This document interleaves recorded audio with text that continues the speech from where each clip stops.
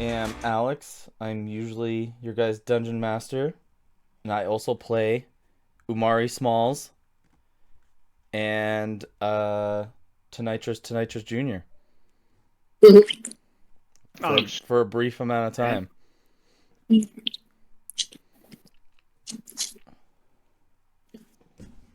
Someday when I learn my lessons, perhaps again. Does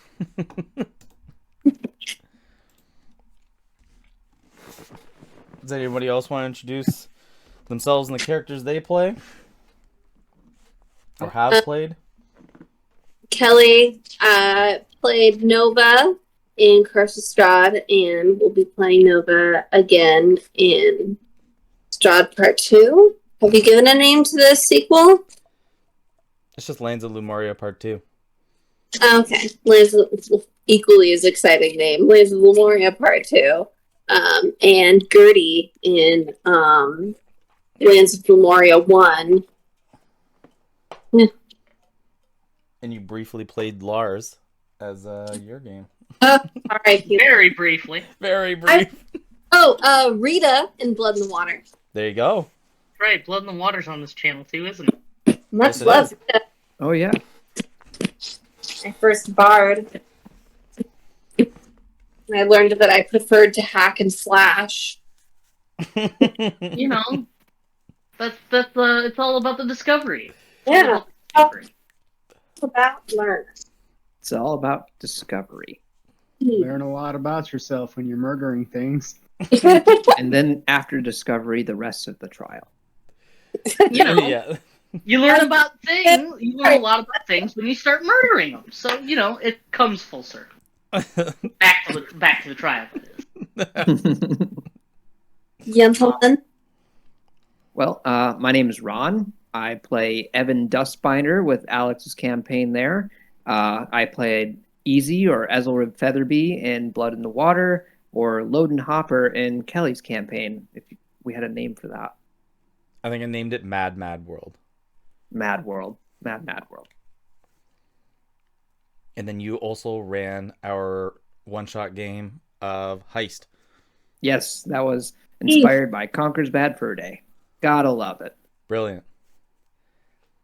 Oh, I Fantastic. think I was the red weasel because I really wanted to be the black weasel. And there's just a weird reason why I didn't get that black weasel. I just almost don't remember it. Hi, my name's Caleb. I'm the reason Moxie didn't get the Black Weasel. I also played Kite in the Wind in Curse of Strahd, Kite in the Wind and Lands of Lemuria Part 2. Both Roger and Slime Daddy, also known as Nick, in Lands of Lemuria Part 1. I was... Oh god, what was her name? Leaf on the Wind in Mad World. And I was the DM for Blood in the Water. Who's the other person you were in Lands of Lemuria? Did you mention that? Roger. Roger. Righteous and Block Knight. Yep. The Righteous Brick Knight. Oh, man. Stone I still Cold remember that when you got the brick. That whole fight was hilarious to see that one. What was it? What was the person that got killed by the crowd from just throwing all the trash at it? It was That's a all. kobold. Yeah, He the was kobold. That's he's what I remember. I think he's a kobold inventor within the book, and he has like a series of things he can do, and it's all by a random dice, and he just ran out, let the skunk out, and just got pelted by the crowd. It just that was a good little situation or an event. Too good. It really was hilarious. Yeah, because I was like, he fails, and Always he's fail. dead. It's like, but he didn't even fight anything. He knows he's all the more sadful. He fought a harsh crowd. Mm-hmm. That's right, because we didn't really lay a finger on him. It was just the crowd that just kept throwing shit at him. Oh, murdered that man. Wasn't our fault. For once, I didn't murder something. The NPCs did it. And we didn't tell them to either. Yeah, that's another part of it. I had no part in ending this man's whole life. That's not correct. You did witness it. Well, yeah, I did witness it. You were part of it. And then comes our largest big ball of joy. Hello. I'm Will. I played Anthrax Syndrome and Todd Syndrome for Curse of Strahd and Lands of Lemuria. I've also played Cognac the Sharkbarian for Blood in the Water.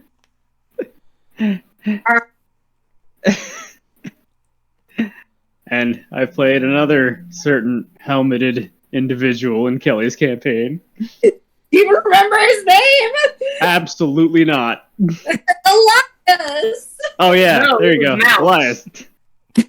It was Bucket No, it was Pervert. definitely Elias. It was Bucket Pervert. I'm pretty sure it was Bucket Dad. I played Bucket Dad Elias.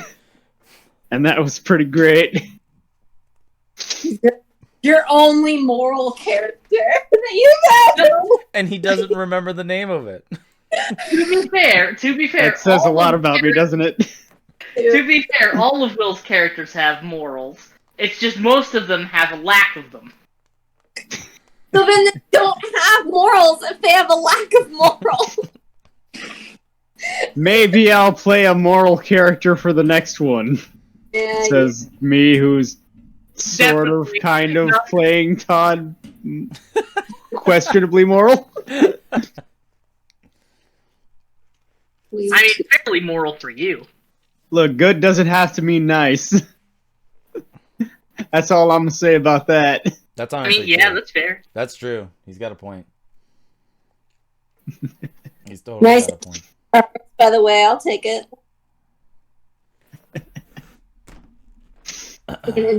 Reference every day of the week. So, Yeah. if you guys would like to go around, I guess I'll answer some of these first to kind of break the ice. But it goes, question number 1. How long have you been playing Dungeons and Dragons, and what got you involved and interested into D&D as a hobby? I have been playing for about 3.5 to 4 years, and this group is coming up to 4 to 3 years in November. This is obviously the majority of D&D that I've played in general as a whole, but the only other times that I played before that was a very in-person group once every 2 weeks in someone's basement playing Curse of Strahd, which we only did 4 sessions of.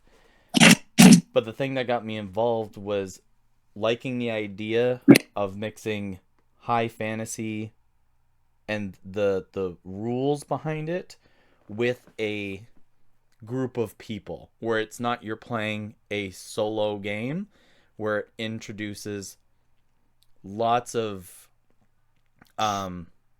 co-player mechanics, where you're not just one player solving everything. It's a very dynamic game. I've been playing Dungeons and Dragons since 2004, so that's like 19 years. Wow. Yeah, 3rd edition. That's where I first got started. I remember getting the Monster Manual, the Dungeon Master, and the Player's Handbook as like a 3-part little combo from my friends. And what I got into it for was more or less because I was into Magic the Gathering before then. Mm-hmm. And I don't know, the fantasy setting always got into me. And then video games, I was big into like a bunch of different RPGs like Final Fantasies and Diablo and a lot of fantasy-esque games. So it just kind of like came with the idea. It's like, oh, so we just make up our own story essentially. I was intrigued. It started off having someone else be Dungeon Master at first. It was fun. And then eventually I started DMing myself when I realized no one else wanted to pick up where he left off. It's kind of funny. Yeah, that's pretty much how I got into it. Okay. That's a long time. Yeah. That's a mix of different rules and new rules and learning the mechanics as they go and introducing of the new monsters and the new like what did you think of 4th edition when it came out as a 3rd edition player? Skipped it. So there was a lull. Nah. We literally held on to 3.5 edition books for God knows how long. And then I remember I don't know, maybe I don't know how many years ago now. We're like, oh hey guys, let's start up a new campaign. And this was after we always had like a couple campaigns and we made it to like level 7 or so before we ended up fizzling out for the group. But then we started again and it was 5th edition. We're like, okay. Didn't realize what 5th edition was. We just literally were looking for character sheets online, so we printed them. And like, what the hell's all this? Okay. What? This doesn't make sense. At least, what number of attack? Well, how do you tell what to roll for each attack? Like in 3rd edition, like say you had 3 attacks. Well, your first one was at a plus 15, second one was at like a plus 8, and the third one was at a plus 3. Standard. Like that's how it worked. Like it was descending. 5th edition solved all that. It was like, no, every roll you just add this. Oh, okay. And it's per weapon essentially that you're proficient with. So the transition between 3rd edition and 5th edition, it wasn't too bad because I felt that it really did make a lot of the rules more simple. Like hell, you had to allocate points as far as what you wanted to spend for skills, and they broke certain skills up like spot, search, and listen. Like you literally had to spend points to increase your ability to hear better. Like what? Whereas in this, when I saw perception, like okay, and investigation, where's the other skills that I'm looking? Where's spot, listen, and all? I was like, where's all this? Didn't understand it, and then more I got into 5th edition, the more I realized where they just made the rules more simpler. But I still believe like 3rd edition was a lot more unforgiving in a lot of its other stuff. Like its gameplay, like characters died. That was just a part of the game. 5th edition was like training wheels. It has a lot of forgiveness for keeping you alive. Yes. I couldn't quote it if you asked me, but I remember it was being super convoluted when you got dropped to 0 hit points. It's like, okay, well, are you at -10 yet? Because I think once you get to -10, you die. Yeah. It's like, wait, you go below 0? What? Yeah. Or also in that game, it's like, okay, so you are at 100 hit points. You were just dealt 53 hit points in one blow. I need you to make a Constitution saving throw. Okay, I rolled a natural 3 plus 6. Okay, your character died. Yep. Well, guys, it was a nice time. I couldn't tell you how many times I've been playing 5th edition where characters just take massive amounts of damage. And they're like, okay, yeah, I'm at 1 hit point. I'm okay. Yep. I still cast my best spells and use my best fighting ability. Do you even get like invested in a character, or is it like, do you feel like you get the same investment in the 3E as you do with 5E, or in 3rd edition as you do? Yeah. I always kind of get invested in my characters, like to an extent. It depends. Like one-shot characters and like small campaigns, I have very little investment because I'm like, they're here for the story. I want to make it spectacular. Whereas long-term campaign with no ideas to when it's actually going to end, I'm a little bit more, no, I don't want anything to happen to this guy or whatever. In 3rd edition, if deaths were so common, then like, wouldn't that be the same as running just a really long one-shot where it's like, yeah, they could die? No, we just rolled new characters and we were just at the same level. It was kind of a zeitgeist thing for that edition. Like, you rocked up to a session with a backup character ready in the lower levels. I've only lost one character in that edition. I'm not really the most brilliant tactician, but I was able to outsmart my DM. Let's just put it that way. I feel glad for you.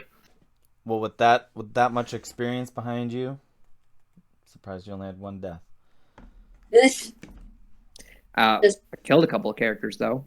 I That's one okay. time, like kind of like the Rimworld-esque story generator. Essentially, I had a character one time where he was playing Paladin, and Paladin was lawful good, and we're like, okay, guy, do you realize we're a bunch of murder hobos essentially? Because that was how every first coming to D&D seems to start. We were a bunch of murder hobos. And he's like, I want to play a Paladin. Okay. You gonna stop us? It's like, okay, so I'm playing the rogue, like a thief, a backstabbing thief. And there was an old man or something like that. I remember it was a merchant or was whatever. And it's like, okay, I robbed him. And didn't even hurt him. Like, just got away with it because I had really good sleight of hand check or whatever they called it back then. And the guy's like, I attack you. Oh my God. It's like, what? He's like, yeah, you can't just rob people. I was like, out of character, because we had a rule, like if you don't say out of character, anything you say after and before that is literally in character. In character. Okay. So like you had to say out of character, and it's like out of character.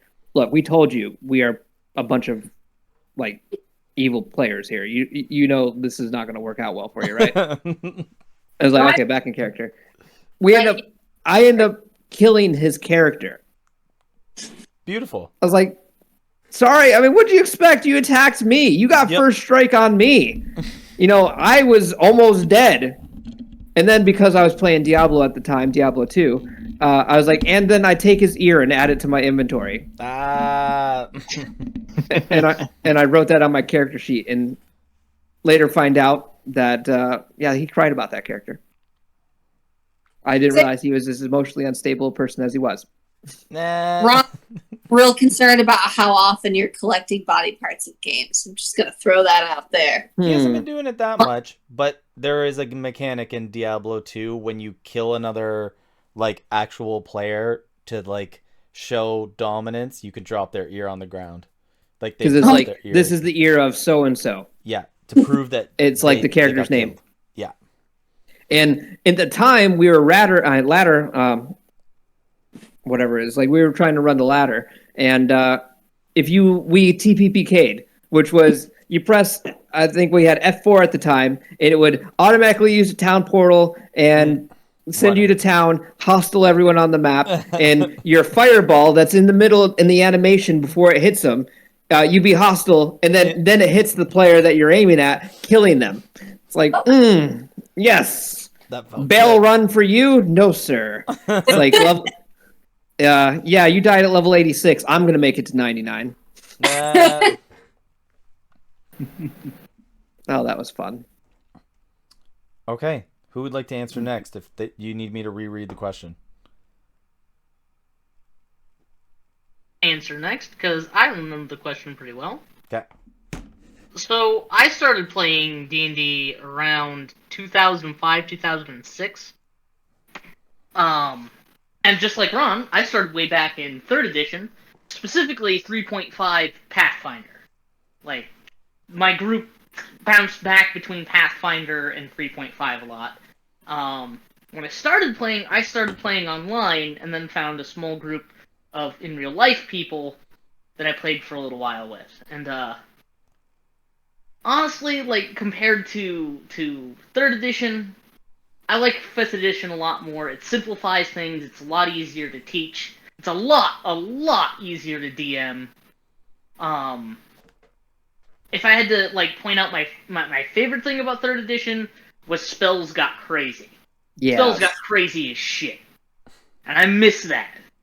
I miss that so bad. I didn't miss though spending experience points in order to craft items. Oh no, I did not miss that. I don't miss that. But if I had to point out like my favorite thing about 5th edition, my favorite thing about 5th edition is it's kind of an agnostic system. You can run any game you want using 5th edition character sheets, and just slap the D&D logo on it. And it's a D&D game now. You're running Cyberpunk, it's a D&D game now. Like it's much easier to homebrew in 5th edition without having to worry about game balance. And it's a lot easier to teach new players the mechanics and the the overarching like flow to the game, Okay. in and out of combat.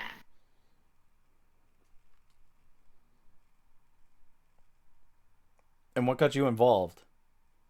Well, so I got started playing D&D online because one of my science teachers noticed that I was writing a lot of like fantasy novels.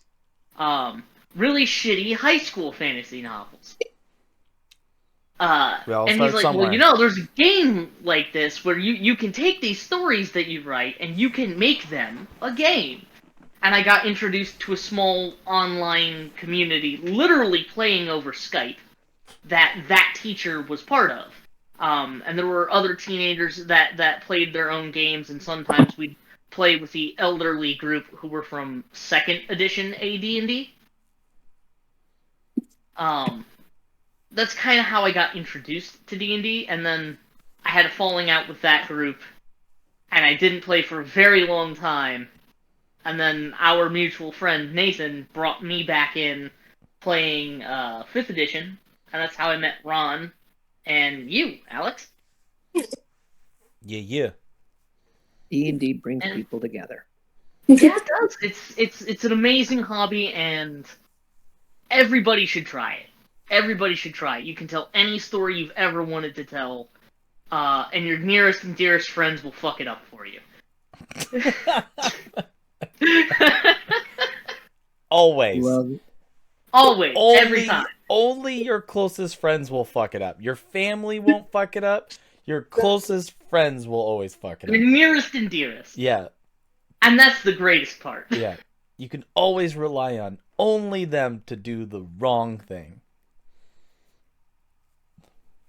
For new players to D&D, if they're ever watching this video, like, just have an open mind. Trust your DM. Sometimes. Sometimes. Call them out on bullshit though. Call them out on bullshit. Call everybody out on bullshit. That's Yeah. not just a D&D thing. Call everybody out on bullshit all the time. Yeah. Uh, So that their lead brains can, stew in their problems. You're gonna bring that one home, Phil, and you're gonna think about it in bed.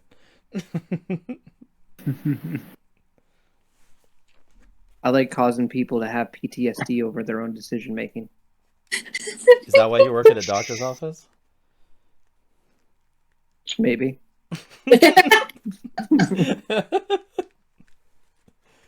You just grab the clipboard and you're just like, oh no, and then just put it down and walk out of the room. No, more like, so when we gave you the paper to sign and verify that these are the medications you're on, the fact that you signed it acknowledging that these are correct, when in fact you're not on this anymore, and you are taking these 2 extra meds. So how long do you want to live? What it's like is you're a fucking liar. The answer may surprise you. Okay. No, Will or, I mean, yeah, I won't get. That's off topic. Will or Kelly? Do you need me to reread the question? Go ahead. Sure. What self building? All right. I actually got into it when Nate and Caleb had offered. This was a few years ago, and I want to say, what was it, like 3 years ago? About, Will, this might surprise you, it was almost 5 years ago. Oh, Jesus. Dude, we're- Time's been flying. the online group here is almost 3 years deep, dude. Okay, so about 5 years. Damn, 5 years. Right? 5 years of torturing you guys. It's torture. I love listening to you talk. Especially when you talking results in you making a mistake. Look, Times out of 10. look. All I'm saying is I'm feeling very attacked right now. I'd like to take the dash action into that mistake. Yeah. I'd be closer. I wish to hit them with my sword. Nah. Look. You appealed to my sense of awesome there. I absolutely did, and I regret nothing. I'm gonna make a creature called Big Mistake. Wow, you're gonna put yourself in the I am. monster manual? I am on the front page. Nice. All I can envision is some AI generated you with like some type of weird hat on. Just yes, Why? this is me. Why do the villains have to wear hats, Ron? Because plumbers don't wear ties.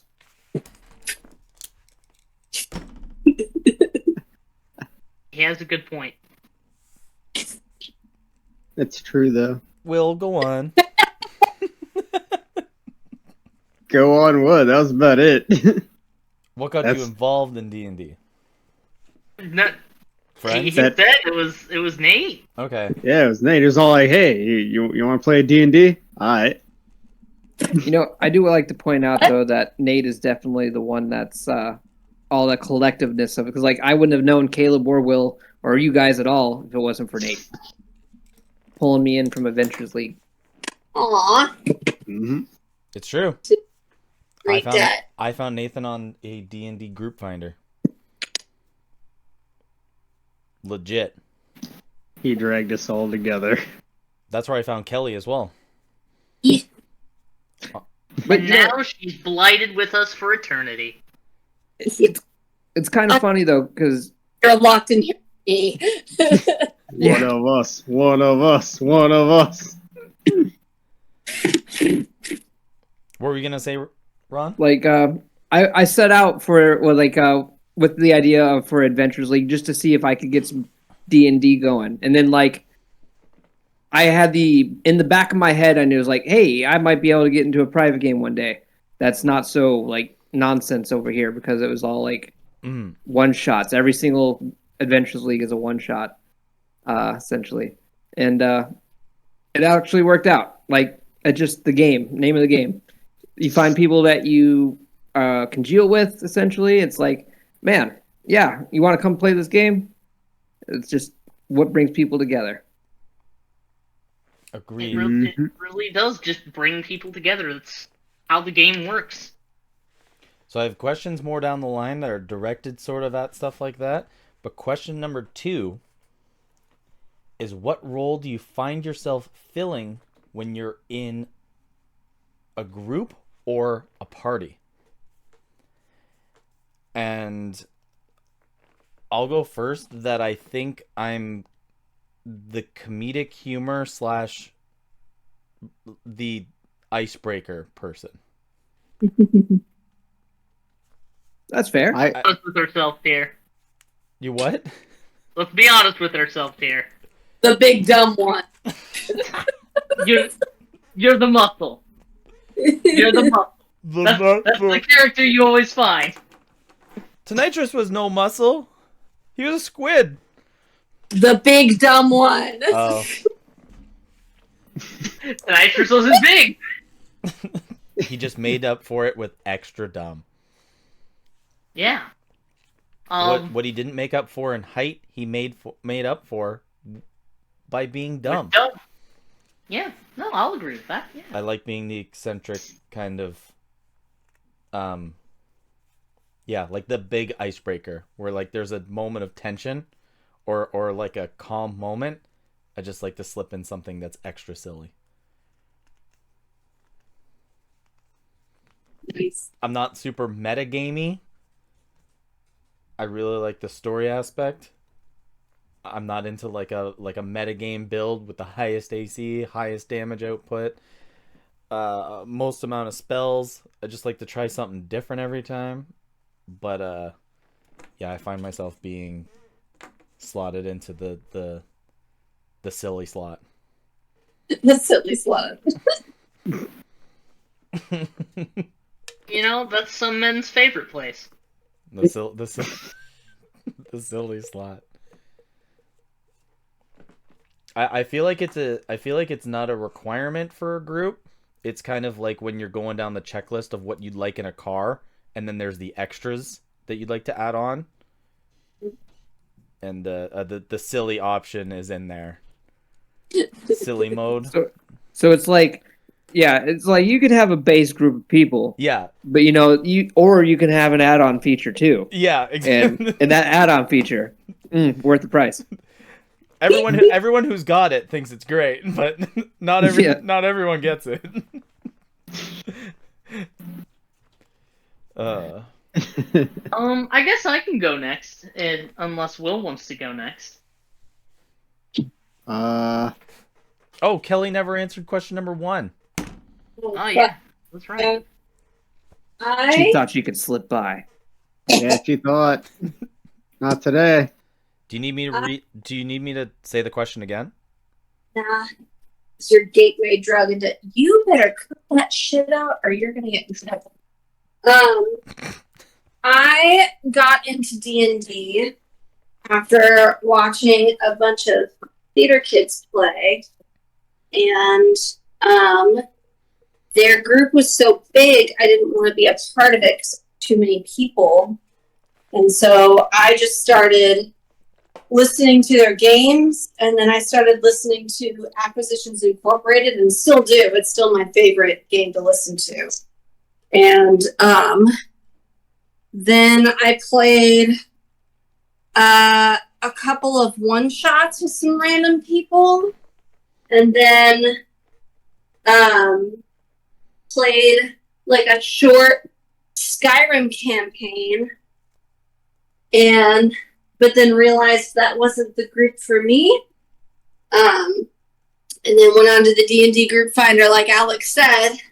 Said, I'm but a poor newbie to the game of D&D. Someone please adopt me. And Alex said, all right, bet. I remember the time after the first session that you were just like, after the first time that you played, you were so convinced that I was a pay-to-play dungeon master. Because you interviewed me. You said, because on that D&D group finder, there were a few other people who responded, and I tried them out, and they were not great. Like, they were not great at all. And I messaged you, and I was like, hey, I'm, like, interested in giving this a shot. And you're like, great, we'd love to have you. But, like, first I need to do an interview. It's just standard stuff. And I was like, oh, look, Mr. Professional over here doing interviews. And I was like, all right. And then I was just waiting during the interview for you to say something like, okay, like that part in the job interview, they wait until the very last to start talking about money. I was waiting until, like, you told me that I was a good fit, and I was like, okay, so we start off at $15 per session. But I'd like to commit to a monthly or yearly, then it's this much. If you don't show up, if it's scheduled, you still pay. Like, that's the conversation I was, like, hyping myself up for. I, like, did a bunch of, like, online research for, like, what are the merits of paying to play? Because I was like, maybe this is something I'd be okay with. At least trying, and it's worth it. Kelly, you are paying to play. It's just not money. You're paying with your sanity. Only I knew. It's one of the favorite things that I learned afterwards, and I should have gone with it. It's honestly a stellar idea. Like, it was an incredible idea. I would definitely recommend it to anybody who's starting a new game, whether you know the people or not, like whether you're already friends with them or not, just to have a conversation about, like, what's your experience, what are you looking for in a game. Like, it was great. So, along with that, how many years have you been playing? Including or excluding with you guys? Up until this date. Let's see. This group is almost 3 years old, so I'd say maybe 4 years. Okay. Including this. There's nothing wrong with that. So real fresh.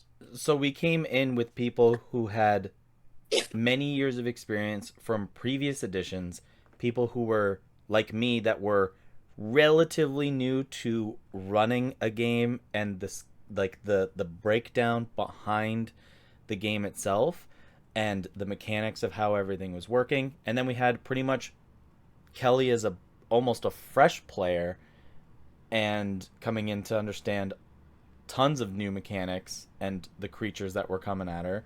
And I think everything still meshed super well. Definitely. Yeah. No, we honestly have a great group of players, a great group of friends who just happen to meet up over, sitting around a computer and having a group hallucination.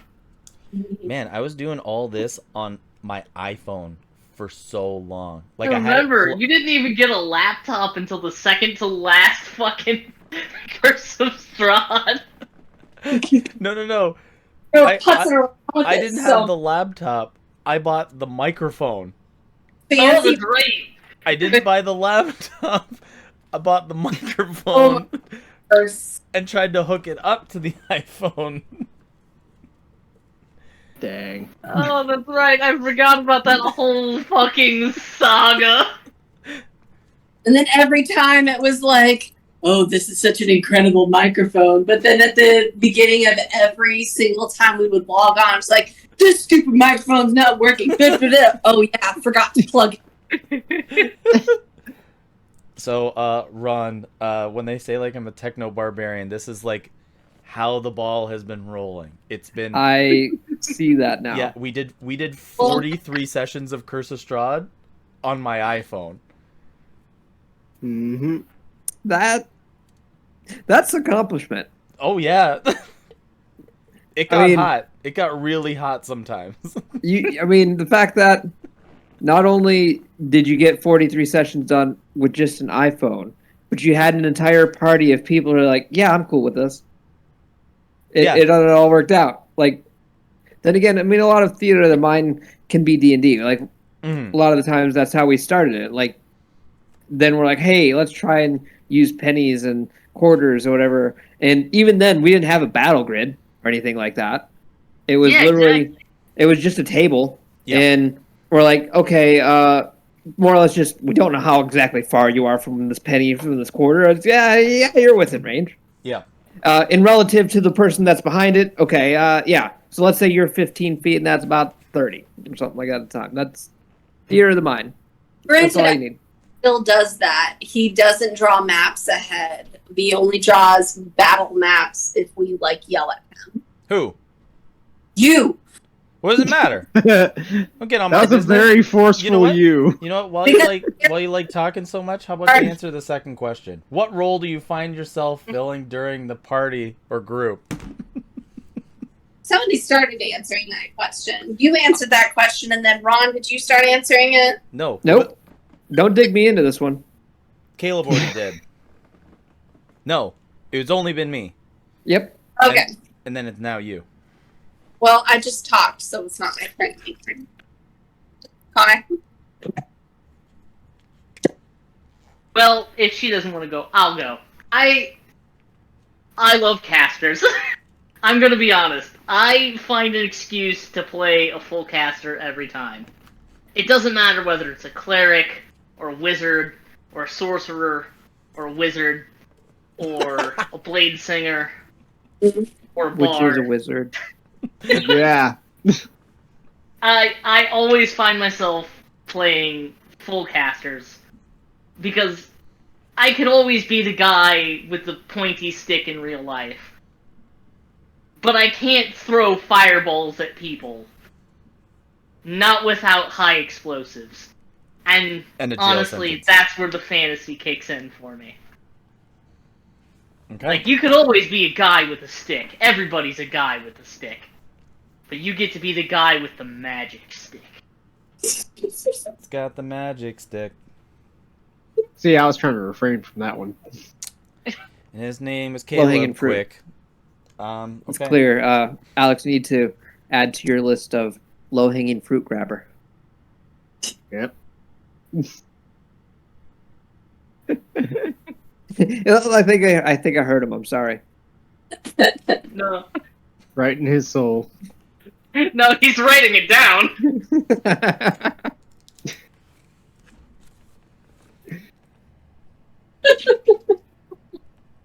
Done.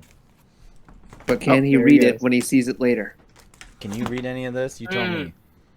Nope. But I'm blaming it to that wear glasses.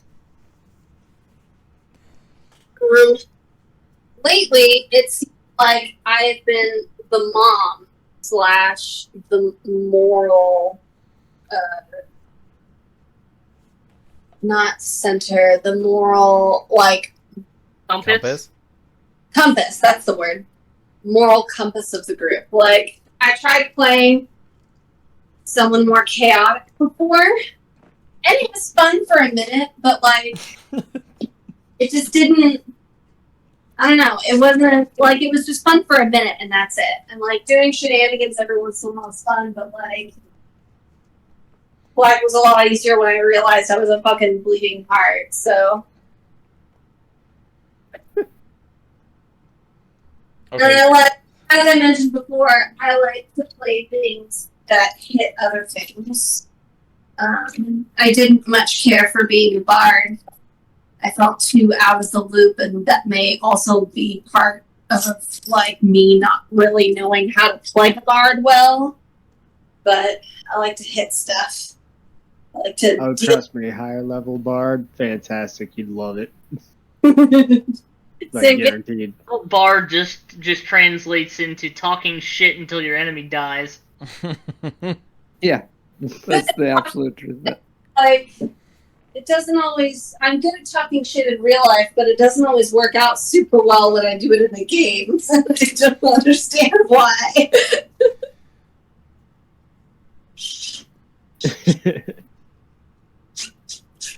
Okay, so you find yourself being the moral compass within a party. Like mom white. Okay. So we got the mom position and the silly position and the silly button. Silly button. What else do we got? And the wizard. Caleb, what's And the chaotic wizard.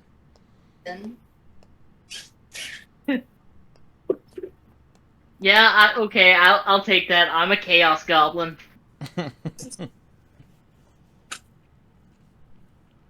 No, I feel like your characters have been like very chaotic good. Like you put on this big front, like even in Curse of Strahd, like you tried to play like this big at the beginning, this very like nonchalant cat who just kind of did whatever the fuck he wanted and fuck everybody else, especially in authority. But as soon as we got to those orphaned kids, you were like, okay. Look, I do exactly what I want, and it just so happens saving kids is something I want to do. Checks off one of the few boxes.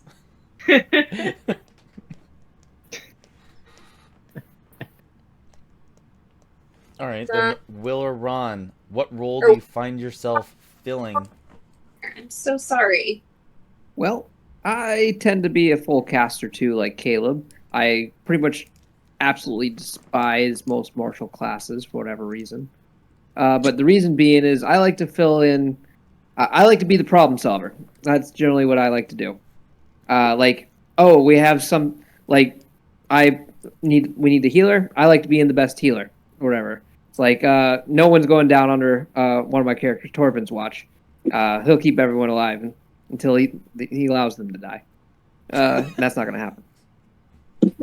And then I play a wizard in Caleb's campaign. I played him as a very lawful wizard until he had some pretty crazy life changes that caused him to turn into a female chaotic wizard.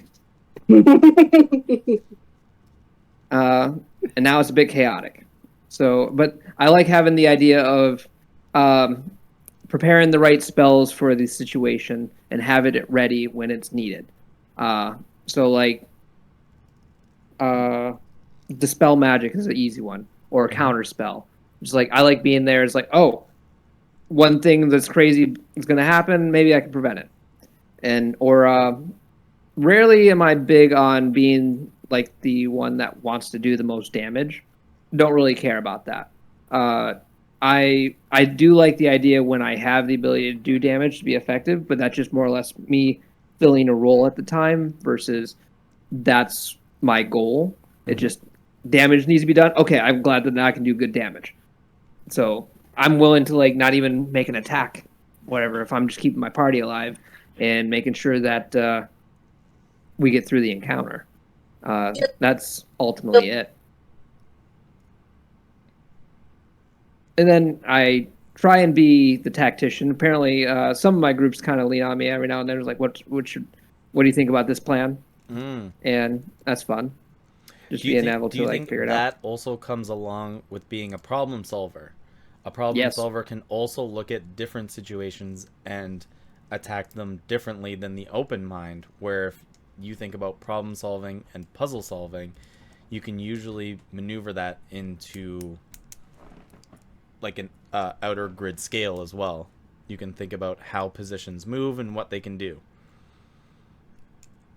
Exactly. And then I have an okay memory when it comes to a lot of the stuff, so I tend to memorize a lot of the rules, which helps me. So, like, sometimes people don't come up with plans because they don't realize they have the ability to do that. Like, for instance, dodge action. Did you know that if you take the dodge action, it gives you advantage on dexterity saves versus things you can see? I did not know. Yeah. Yeah, danger sense is just an action. Danger sense.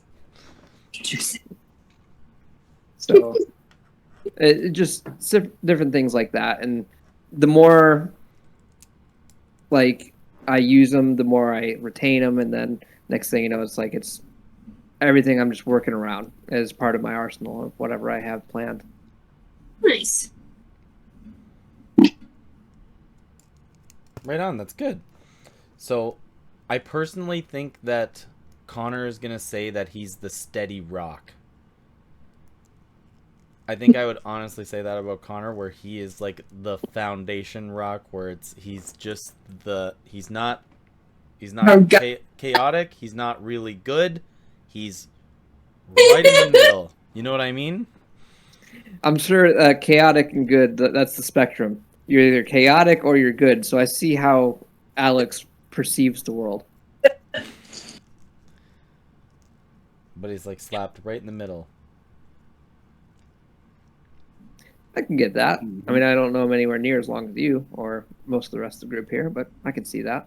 But you don't see him like going out and being crazy, but you also don't see him going out and saving people in the game either. But he is also often like, what the hell? When like something stupid happens, like, what the hell? Why would this happen? Like, what?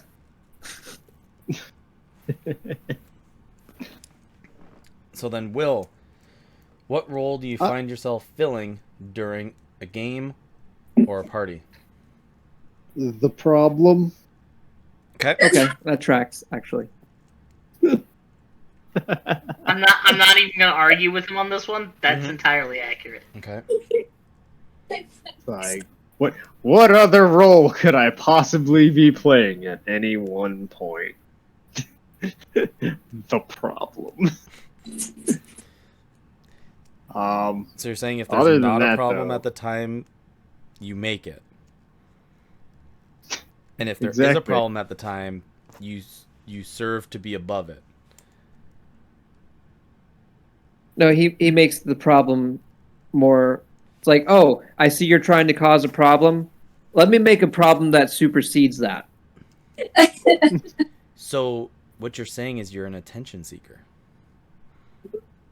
Not quite. No, I'm kidding. Actually.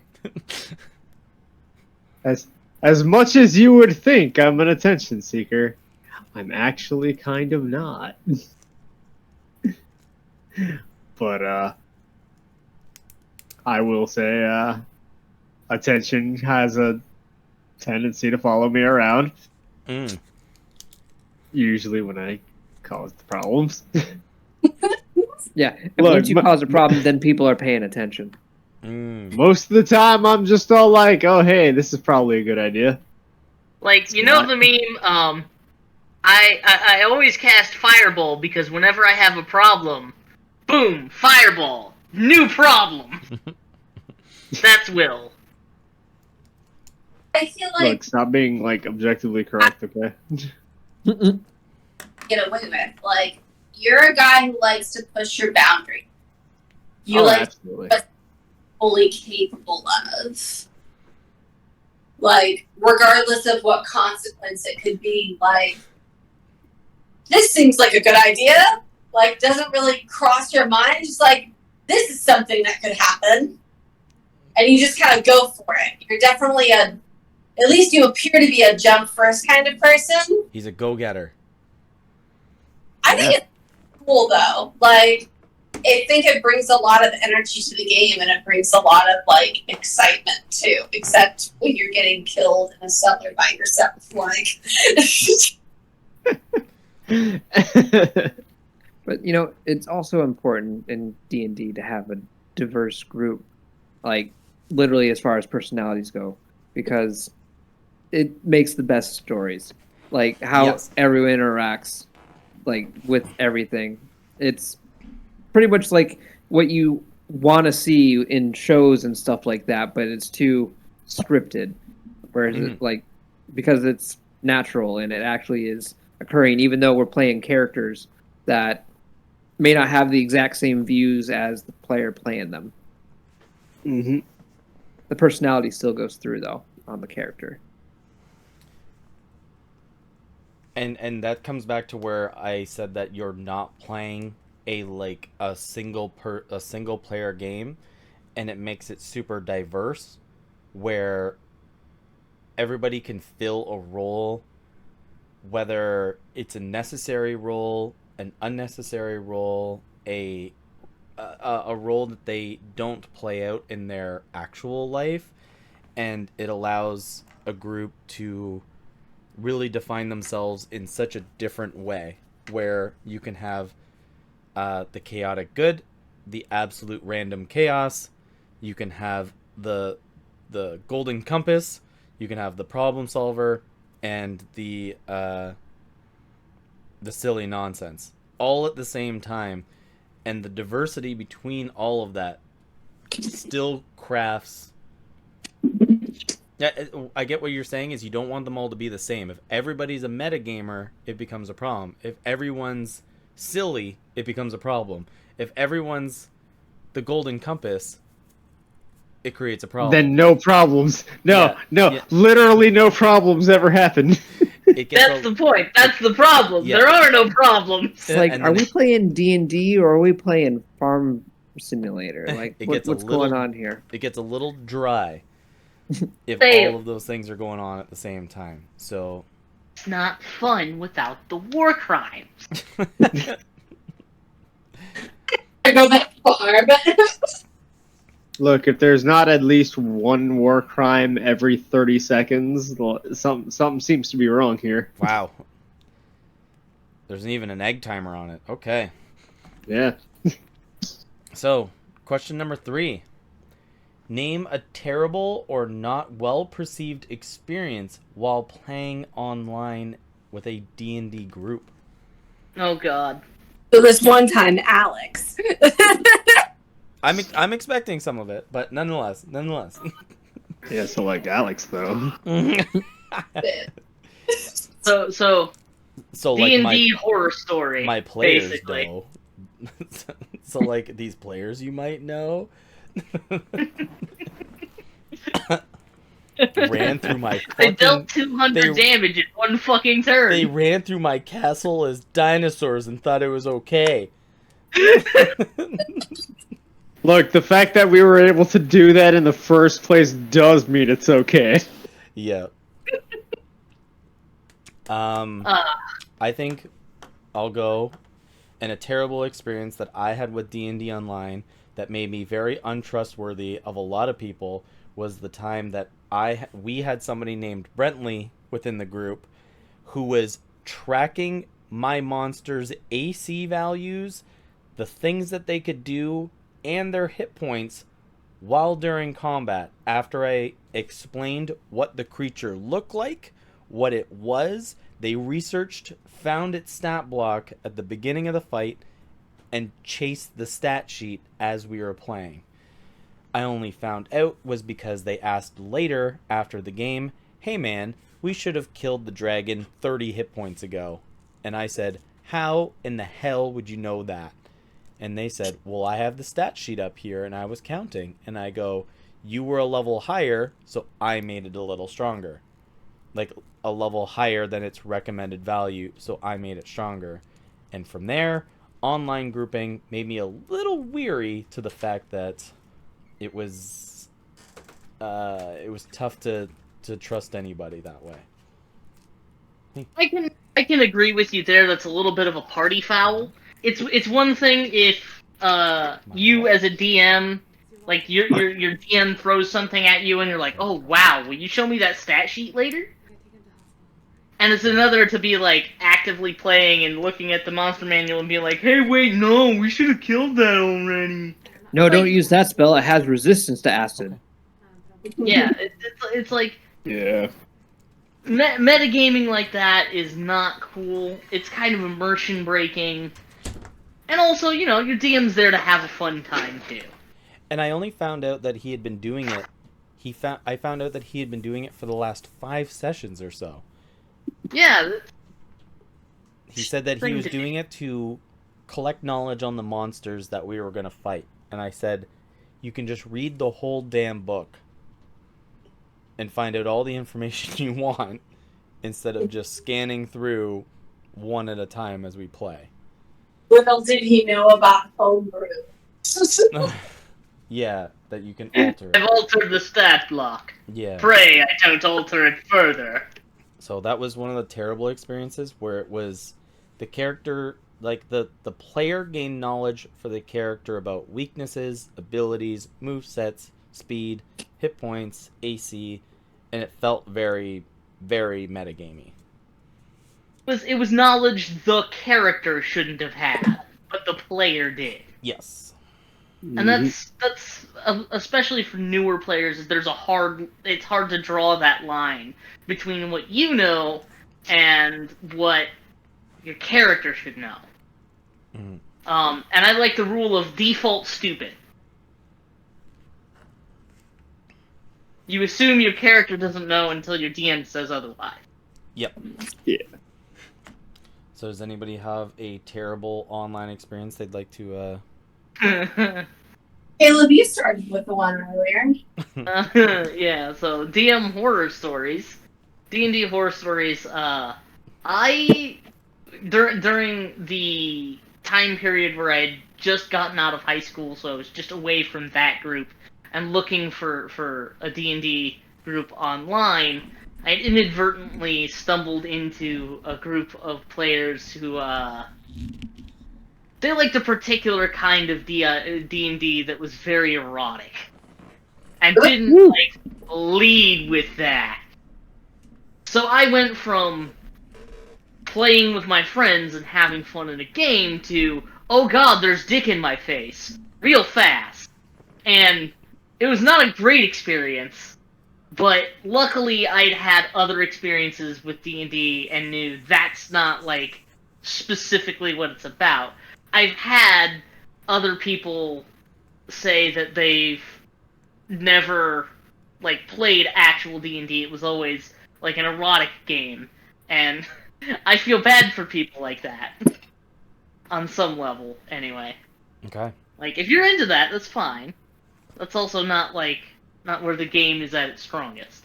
You should probably search for that. It shouldn't find you. Yeah. DMs, be kind to your player. Let them know that they're gonna have dick in their face at some point in this campaign. Did I not let you guys know that already? Jeez, No, guess you should've. didn't. I should. No, it just came out of nowhere. My bad. Ghost dick out of nowhere. Did you say ghost stick or glow stick? Ghost dick. I'll let you interpret that one. Right. Look, we're never getting the taste of ectoplasm out now. Vecnoplasm? Yeah, we're never getting the taste of Vecna out now. Oh god! That carries a particular connotation there, Will. Oh god. When Victor says he's going to teach you how to suck the souls of your victims, well, I found out. I see what he meant. Yeah. Okay, that's a very interesting, terrible experience to the point that it's Utterly horrifying, yes. yeah, it's a Yeah. very very strange one. Will, did you ever play much online D&D if you got introduced around the time with Caleb and Nathan? Not really, no. Okay. If I wanted to say a D&D horror story, it would have to be the offline one where Nathan took all my shit. Oh, I think I know the one you're talking about. That was the one where we stood up from the table and just left. And I was just like, you know what, man, we're done here. I'm done here. yeah, that one. I don't know if Ron was there for that one. No, I he think was not. though. Ron was definitely not there. This was before we met Ron. Ron, Yes. have you heard this story before? Ron? So Oh, okay. I don't think Ron's heard this one. This was very early on. This was like, what, 3 or 4 sessions in? Like, very, very first time Yeah, playing with Nate. And, Wow, who was running the game? Nathan. Nate, Okay. long story short, my character had gotten a couple of sweet items. Only for those sweet items to suddenly turn into cardboard. And then What? what was it? An undead who's a what's it? Tarask showed up. We all died. And we were all just like, yeah, fuck this. Nate got a lot better after that one. Okay. Not super great, but definitely better. Yeah. That Like, session. it's hard to explain it exactly as it was. Like, it is one of those you had to be there in the moment. Like, everybody was all excited and happy, and then it's like, and then your shit turns to cardboard.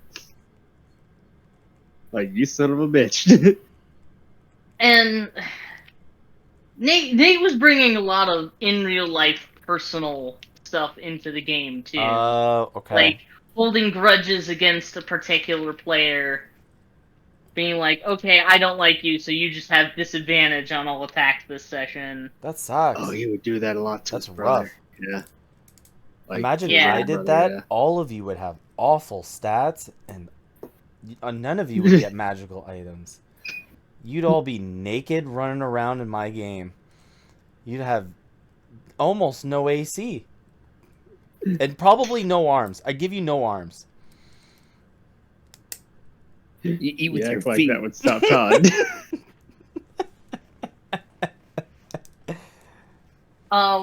But yeah, He's I have to agree with you, Will. That's definitely one of the more negative experiences you can have with D&D, where your DM brings personal, real life stuff into the game that doesn't really belong there.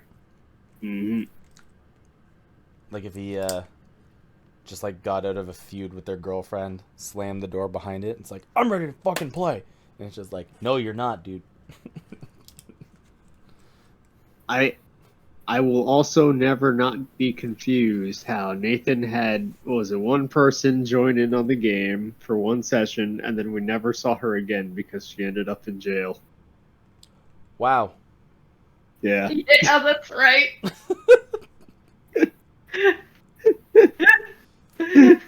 Was it supposed to be weekly? Yeah. So she Yeah, it was supposed to be ended up weekly. Showed up in for jail literally within the one week. session, and then, like, the next session she didn't show up, and I was like, oh, where'd she go? And Nate was just all like, so she's in jail. If I remember right, she had gotten arrested the very next day.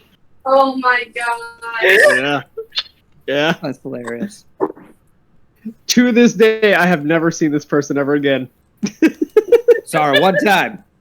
You made it Literally one one time. I remember she played a mermaid, that was named after herself because she was like, man, why would I want to play anyone else but me? And then she got arrested, and I never saw her again. Okay.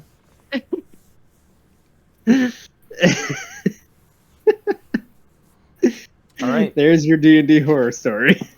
Ron Two or of them. Kelly, do you have an online or I guess an in-person D&D horror story we've called this segment?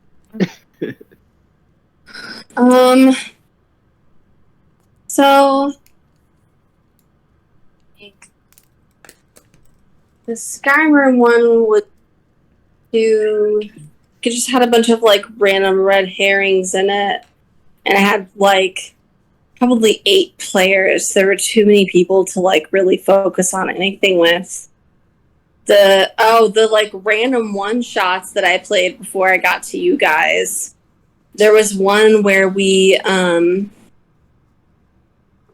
were going through the woods. We came across like some enemy camp or something, like this big military camp, and they were describing it, and I was like, do they have any rides, like horses or anything like that? And he said, yes, there are like 2 large, I don't remember specifically what they were, but they were basically like giant elephants. I was like, fuck me up, I'm gonna ride one of those things 100%.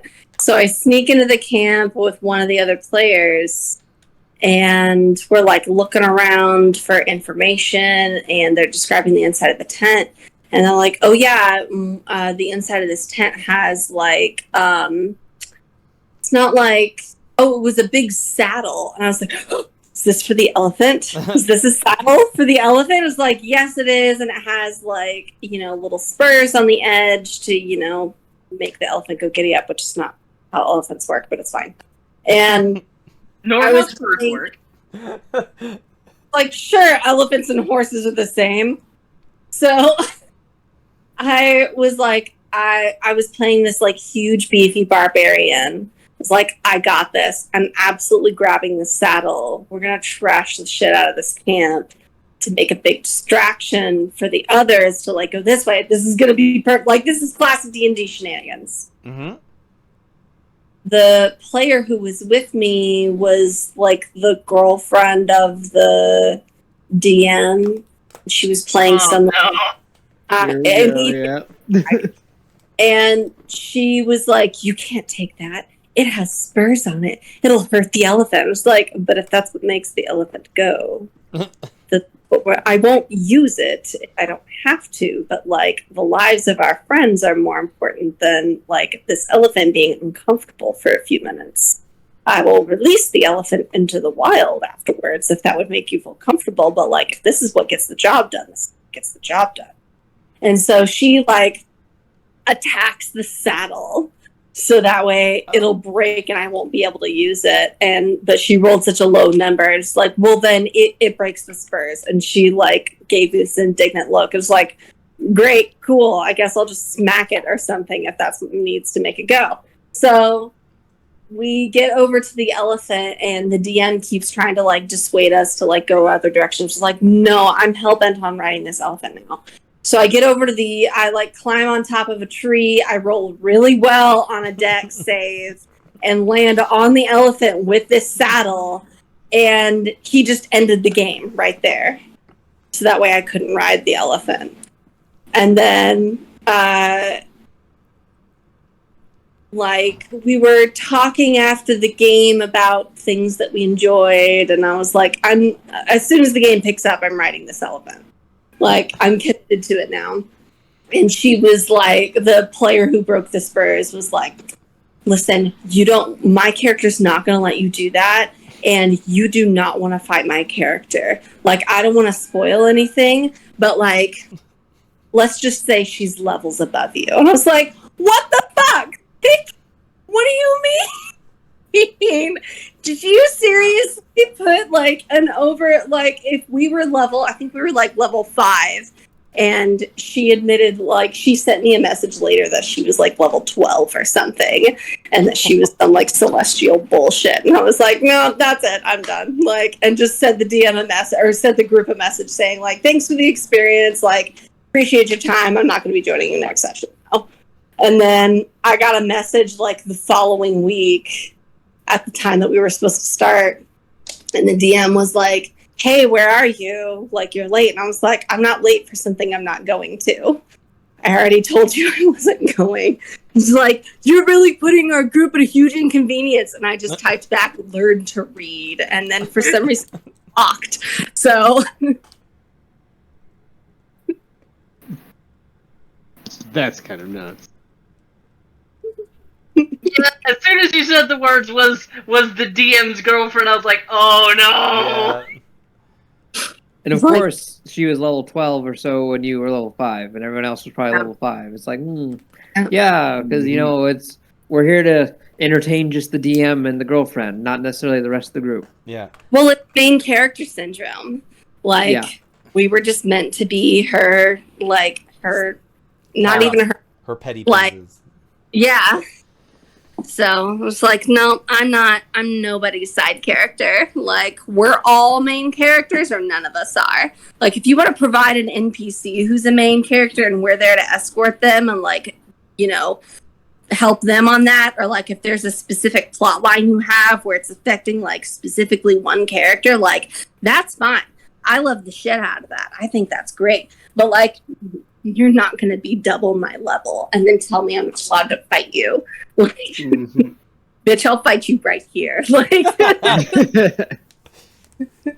You know what we should do? You should find that old group, and then you get this group, and we'll fight that group. well, like in person? Hell yeah! I'll break a knee. I don't You care. know what? No. We don't. Die, Even have to, motherfucker. we don't even have to do that. We will do Insult Royale online and see who lasts. Just a giant roast. Just crush.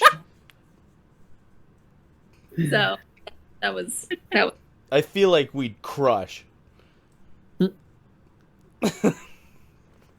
Well, problem with that is sounds like they are already not the most emotionally stable people. That's so the best I don't think part. you can't really win against stupid. No, they have cracks in the walls already. It's not our fault that you just stuck dynamite in them. no. No, It's it just people like that. That shit stinks. Like, that's not my job. Right. People like that's conversation simply devolved to whoever's shouting louder is the one that's supposedly winning, and it drives Oh me my nuts. gosh. Was it Yeah. was it an online group or an in-person group? It was an online group. Okay. Thank God, then there was no real Yeah. worry. I don't remember if they were like located, because I know for a while I was trying to find a group near me so that way we could meet in person. So I don't remember if it was one of those group and we were just starting off online before we met in person, or if they were scattered like y'all are. But no, I remember we met over, I think it was like Roll20 or something is how we Okay. met up. Yeah. And Ron. Surprisingly, out of the 19 years I've been playing, Mm-hmm. other than the one situation where the kid was crying because we killed his character, because he attacked my character, and that's what happens when you fight an evil character. You just we were all level same level. It wasn't like Kelly's. It Yep. was no, we were all the same level. It just you attacked the wrong guy. Anyways, the only true thing that I can think of that comes to mind was one time there was this one person, actually Caleb and Will know him, that would be playing with us for 6 months, almost a year, it felt like. And we were online one time, and every turn, every time it was this guy's turn, he didn't even know how to play. Oh God, yep. For a year. It's like, so what do I make an attack with? What dice do I roll to make an attack with? I cast Fireball is his first thing out of his mouth as a Eldritch Knight, which you barely have access to that spell. You can cast it maybe twice a day. Yeah. But his first thing ever is you're in an orphanage. Your entire party is in the center of the room. It's a high kindling area. there's I one catch enemy. that. There's one enemy in the middle of them all, Mm.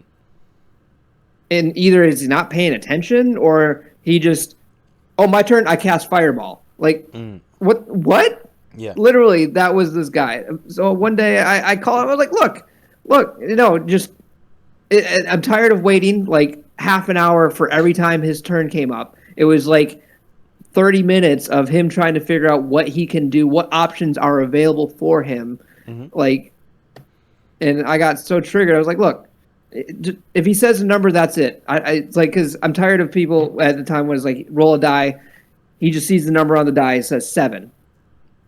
Okay, 7 misses. Well, don't I add anything? It was. It's like, well, yeah. What do you add? Well, what do I pick? What do I do here? Yeah. Eventually, it's like I said, look, if he's not going to learn how to play the game, then if he says 7, then it's a 7. Like, that's on him. And he got so his ultimatum was either learn how to play the game or I just got called out. I'm not playing anymore. Do you feel like they were more interested in being part of the group? Yeah, I get that. Okay.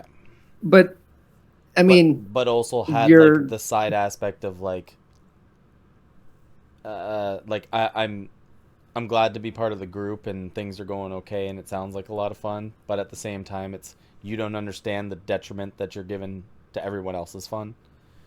like, okay, let's just add to what he brought to the table as far as storyline or just character development. Okay. So what do you want to do? I want to smoke wizard weed. Okay. Never mind. Yeah. Okay, is that the development of your character? What else? Mm-hmm. Do I have to make a save for that? Sure. Okay, now he's asking for the die to roll for this wizard weed. Okay. It was funny the first couple of times, and then after that, it was like, oh, okay. So- Now what? Just those type of players are the ones that drive me nuts. I get the idea that not everybody, I don't know if I want to call it intelligence or whatever, or just doesn't have the faculties to learn how to play the game. I get that. But like, I don't know. You got to put at least some effort, like the bare minimum effort. When I say roll a d20, You should be able to pick out your dice after a year. Right. Okay. Mm-hmm. Sounds pretty terrible. I would follow up that story just by saying, I'm sorry, Ron, if I've ever frustrated you. I promise I'm doing my fucking best. No, that's the difference. You apply effort. You are trying. Like, anyone that's in the middle of a learning process, it takes effort to get to I learned it. Mm-hmm. If you discourage them along the way, it's gonna not. They might not complete it. So it was a matter less of, oh, he's not learning it, of he's not even trying to learn this. Yeah. You have all the information you need in front of you, and you're not even trying to remember it.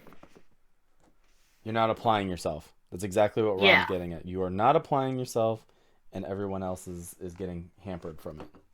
it's like, if people need help, that's fine. But like, it's the difference between playing the game or literally you're sitting there and everyone's just pushing your character for you. It's like, you do this because you have no decision making. You just are literally a word every now and then just to say you want to do something.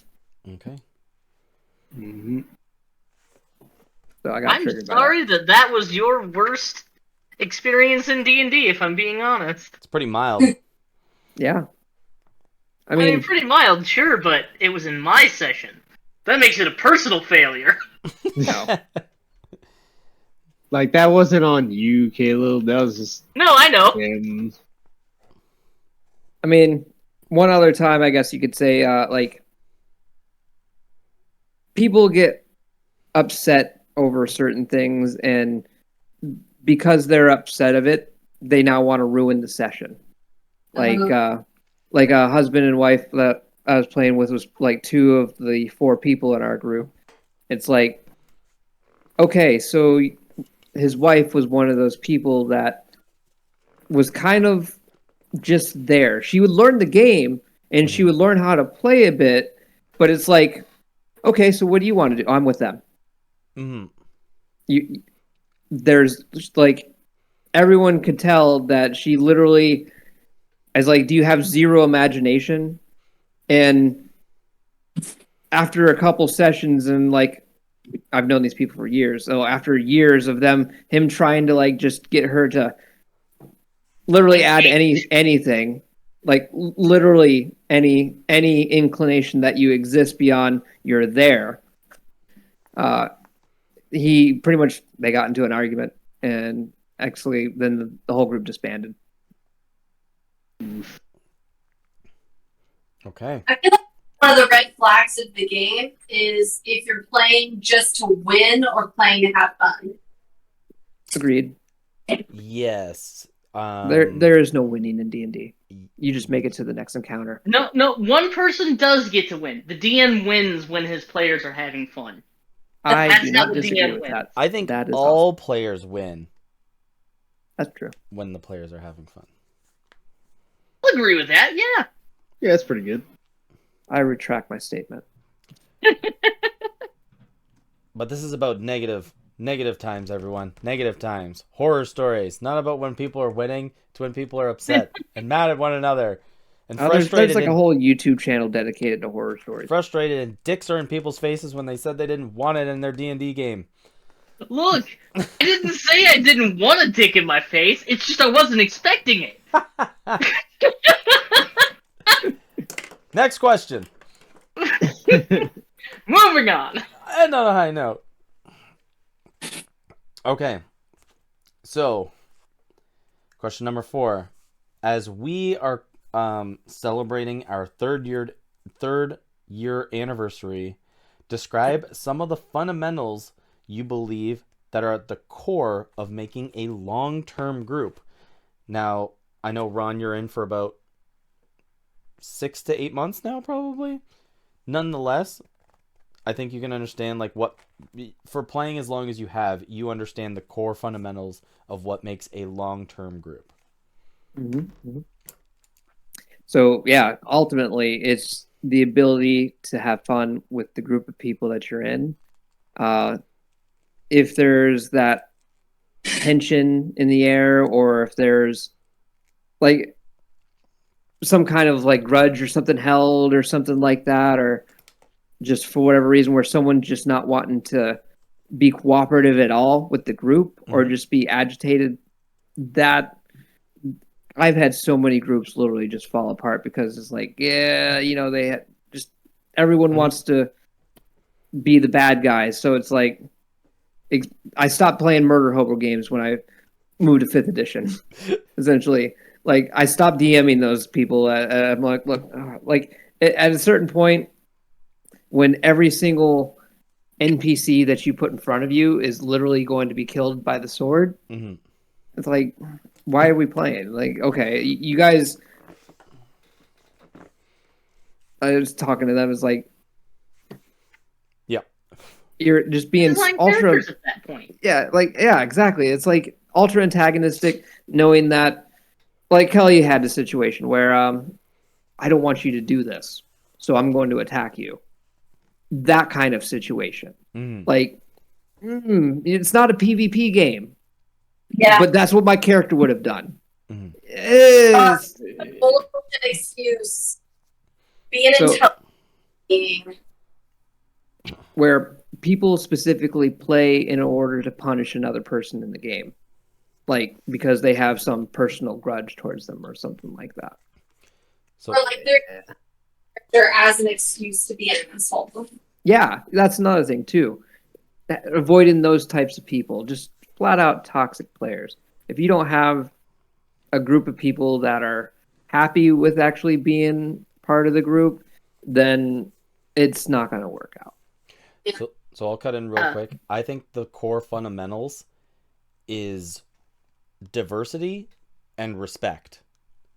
I think everybody has to respect everybody else's level of like Ron just went on about the accessibility to your information and that you're putting in the effort.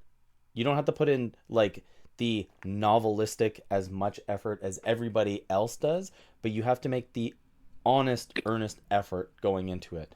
And then number 2 is respect out of all of the other players. You have to respect that your DM does a lot of work when you're just a player. Number 1. Number 2, everybody else is different. Everybody else comes in with different personal views from their own life and kind of funnels it into their character, but you have to respect their ideas and the things that they want to do as well. I definitely think that you also have to respect boundaries, and especially within the game circumstances. You can't have people just running around killing all the other people, unless that's the game that they want to play. There has to be the set expectation for everyone. And if that can be established and the respect boundaries can be built all around it as well, I think you're setting yourself up for success.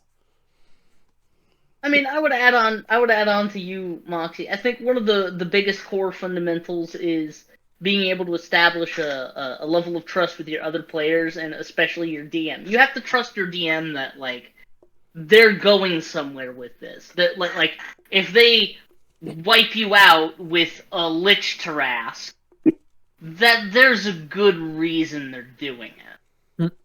Or if they drop a meteor on your heads and everybody dies, that this isn't just rocks fall, you die. You have to be able to establish this kind of trusting bond with your other players and your DM. But the DM has the biggest burden on that half, because, like, your players are giving you a lot of trust. You can take it and push that trust to tell the story, but if you abuse that power, it becomes a negative time for your players, and you lose players that way. Mm-hmm. So I think one of the core fundamentals is learning to trust your other players and trust your other your DM, and kind of let them do their thing. Yeah. Yeah, when it comes to letting everyone like to do the thing, I'd like to also say that when the players do something that's awesome for them and very, like, almost you feel regretful as a DM, let it happen. Be excited with them. Don't just, like, hang back and be like, that wasn't supposed to happen, that's not gonna happen, hold that grudge. Let the fun happen. The game will go on. Yeah. As a DM, it can be really awful when somebody turns your entire party into Tyrannosaurus Rexes, or pulls 50 spirits out of a bag of holding to annihilate your two-headed T-Rex, or literally drops a skyscraper on an enemy to kill them and crush them instantly. You know, stuff like that. It can really suck the wind out of your sails as DM. But if the players are having fun, it's really important to enjoy their enjoyment of the game. Yep, because that's the biggest thing, is you're there to collaborate with them. They're there to collaborate with you. The way that they're having fun is the way that you should all have fun. Is all the imagination that's all put together through all of you. They're not having the fun without your imagination, and you're not having fun without their imagination. Mm-hmm. Anybody else have anything on fundamental cores that make a good long-term group?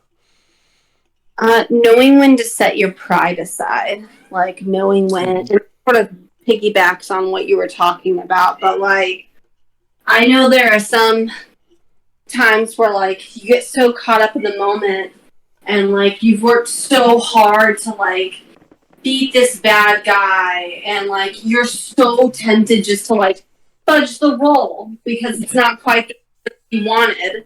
But, like, you have to trust the process. You have to trust that this is going to result in something more fun. Or maybe it will result in, like, another character having a really cool, like, you don't have to control a D&D narrative. Just trust that it's going to be more fun when you just let go.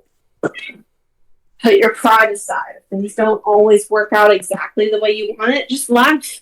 Find a way to have fun with it. Just this is supposed to be having fun. It's not a video. It's not a Agreed. video game. And Yeah. that's probably a really good one too. Like people have to be okay with things not going their way, Mhm. or like everything could be slated for success, but then the player still got that 5% chance to roll nat one, and it just doesn't work out. Yeah. So It happens. it happens, and sometimes it gets really frustrating, like Will rolling 5 consecutive 13s. Just a statistical anomaly happens to us, and you miss 5 consecutive attacks. That one hurt. And So all I bad. can do as a DM is sit there and just shrug, like, sorry, man. It happens. It happens. There's a video I was listening to once that was talking about like when do you decide when your players are supposed to roll? Like as a DM, how do you decide which one is like you have to roll in order to achieve this or to get this information, or when you just give it to them? And they said, if you're going to have them roll for it, you need to be okay with them getting a natural 1, and you need to be okay with them getting a natural 20. If you need them to have this information, no matter what, like this is important, just give it to them. Like, just give it to them. Yep. Mm-hmm. I had gotten a tip from a video that said the better way to do things if you're gonna have a player roll for something is to tier out your information. So, like, no matter what they roll, they're gonna get something. Yep. But if they roll really well, they get something really good. Yep. but also kind of like what Kelly's saying there, if I know that no matter what this player's check is, like they're the nat 20 plus whatever is not going to make it, I'm not going to make them roll it for them to get the idea that it could make enough change. The only time I try and make people roll skill checks anymore is if the outcome has an actual meaning, like one way or another. Like I'm not going to make them make mundane checks over certain things or every little thing, but like if the outcome could either go 50-50, like you pass or fail, then this is going to affect the game or story, then yeah, I will. Like someone tries to do attack rolls or like flavor. I always say flavor. Like you can always do whatever you want for flavor. Like there's a game session I'm part of where a guy's a monk and he likes to do like cartwheels and roundhouse kicks and stuff like that. And I was like, that's sure, you can make it flavor whatever you want. You're still just making the attack roll. Yeah. It's like it's not going to increase the damage or anything with this flare, but still, yes, Cool. you look cool doing it. But I've had players that try and negotiate with me that it's like, hey, but if I'm doing this and this, shouldn't I roll extra damage?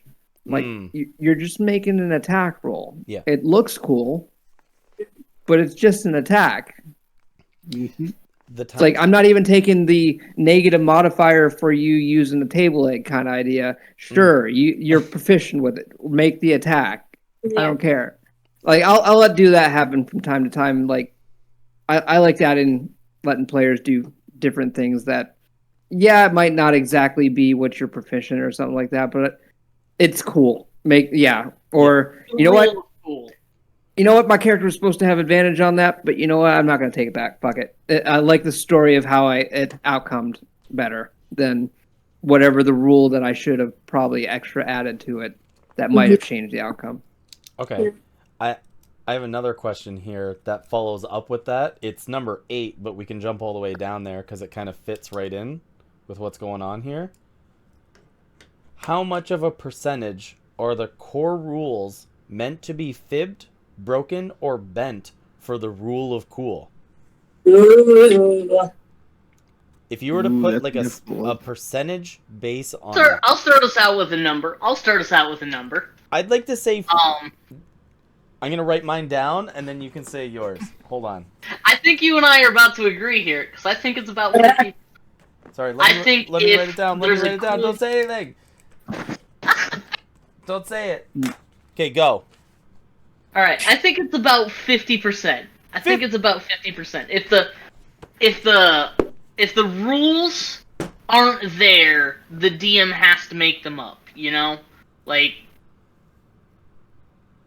but if the rules disagree with you and for a character moment it's important, or the way someone wants to do something it's really awesome, I think it's more important to have a character have that moment than follow the rules exactly to the letter. That's where I think 15% kind of comes in. 50% makes it pretty wacky, where only 50% of the rules really matter. I think it's 15. I think it's momentary. I don't think it's it's half of the time. I think it's, like you said, it's specific and it's momentary. Where Ron, very momentarily, the guy grabs the table leg. Rule cool is, yep, you're good with it. And it's not he's using it half the time. I think it's probably 15% where you get that really moment of rule of cool. Where like it's more of a, it's like a special occasion more than it is. I would say 25%. You want to follow up with that? Not really. Okay. I agree. I just think there are some rules that are glossed over Yep. without them being looked at super hard. Like, grappling is an attack action. So if you can't take the attack action, you can't grapple. Or, you're only supposed to be able to say 6 words between turns. Between turns. Because there's only 6 seconds between your turns. 6 seconds in a battle round, you know? And yet people have full conversations. Yeah. It happens more than you'd think if you look at the hard and fast rules. Okay. And I think a lot of them can just be waved away because they're trivial, they're not important. Like, who cares how much of a conversation is happening between turns? Sometimes you just gotta shit talk. Yeah, sometimes you just gotta shit talk. Who Well, also- cares? Like you see like fights in movies where like they talk for a moment. Like they'll like Three Musketeers will be talking shit to the people they're fighting and stuff like that. And then like for a brief moment they'll lock eyes with the enemy or say something like some quick like something goes on or whatever, and they'll have a little conversation and then they'll start back into combat again.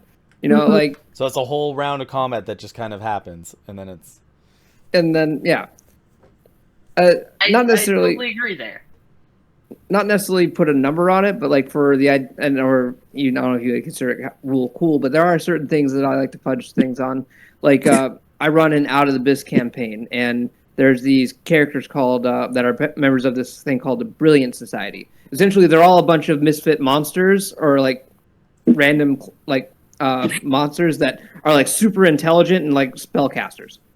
Like for instance, there's a couple of them in the party that's like a mind flayer that's like no longer part of the rest of the flayers, essentially like that, and a troglodyte and a Katoa. But they all have like an intelligence of 20. They're all fucking brilliant. That's why they're brilliant sight, and they each have the ability that they can cast teleport once per day, but they can only teleport to another member of the Brilliant Society. ooh. So there's times when I'm like, okay, well, yeah, my players have mounts, my players have cart. Sure, there's something about this. We'll just say it takes a day and a half, 2 days because long rests. You guys do it. Don't ask how.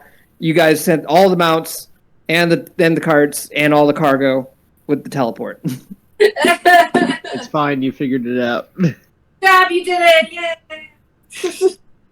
It's like, and it doesn't happen a lot, but anything you do like that, you have to keep in mind this may come up again later. Yeah. Yeah. So how often would you think it happens? Do you think it I happens? can't really put a number on it, but as a Okay. DM in combat, like there's a lot of situations where if you don't roll open rolls, like I put all my attack rolls out on the deal, but like certain statistics are always hidden. Like no one knows what the monster's hit points are or anything like that. I do keep a number, but at a certain point, that number might have to be adjusted based off of the situation. Like, Yeah. even though I don't allow it to get too out of hand, but there was a situation where they fought a what was it, Baylor? Yeah, a Baylor. And if I would have been going based off stats as written, it wouldn't have lasted its turn. Yikes. Still, I'm like, okay, I increased its hit points to 500 in my head and on the calculator, and it lasted 2.5 turns. Yikes. So, like, you gotta fudge That's those. the point where you fudge it so that the fun can continue. Exactly. To quote yet another YouTube video, the monster dies when it stops being fun to fight it. Okay. Now, the one thing I'll say, you do have to, and this is coming from 3.5 edition for me, is you still have to put the fear of a possible party wipe in the game. Like, Death is There a should real, never be consequence-free actions. yeah. death for is a sure. real component still. Even if it's held behind a lot of other components, death can still happen. Like, you Can't- gotta hold the fist up and let them know, I might just punch you. Like, I recently killed off a character, and it wasn't a permanent one in the campaign, but like my monster rolled a critical, and once again, it's one of the situations where I'm putting all mine out in the deal, and it's like, okay, quadruple damage. Oh. And it automatically did like 7d6 necrotic, and essentially it's like, and if this reduces you to 0 hit points, you die. Time to die. Sorry. Oh, I hate to be the one to tell you this. You're about to have a bad time. You take 210 points of piercing and necrotic damage and die. Your heart stops beating. I mean, and I can flip it in reverse, where in Blood in the Water we were fighting Davy Jones up on the Flying Dutchman, and the Mind Flare Dragon dropped Cognac down to 0 hit points with its breath attack. Now, normally this would kill him, but I just said, no, it's fine. Don't worry about that. That takes a while to happen. Yeah. Just so the fun could continue. But that was also the final fight for the whole Yeah. show. Yeah. And he ended up dying anyway. I was gonna say, it's okay, I killed him. I have a follow-up. Him and his little cat, too. I have a follow-up question to that, because what it sounds like is that Rule of Cool also applies in adaptability to the players and their situation.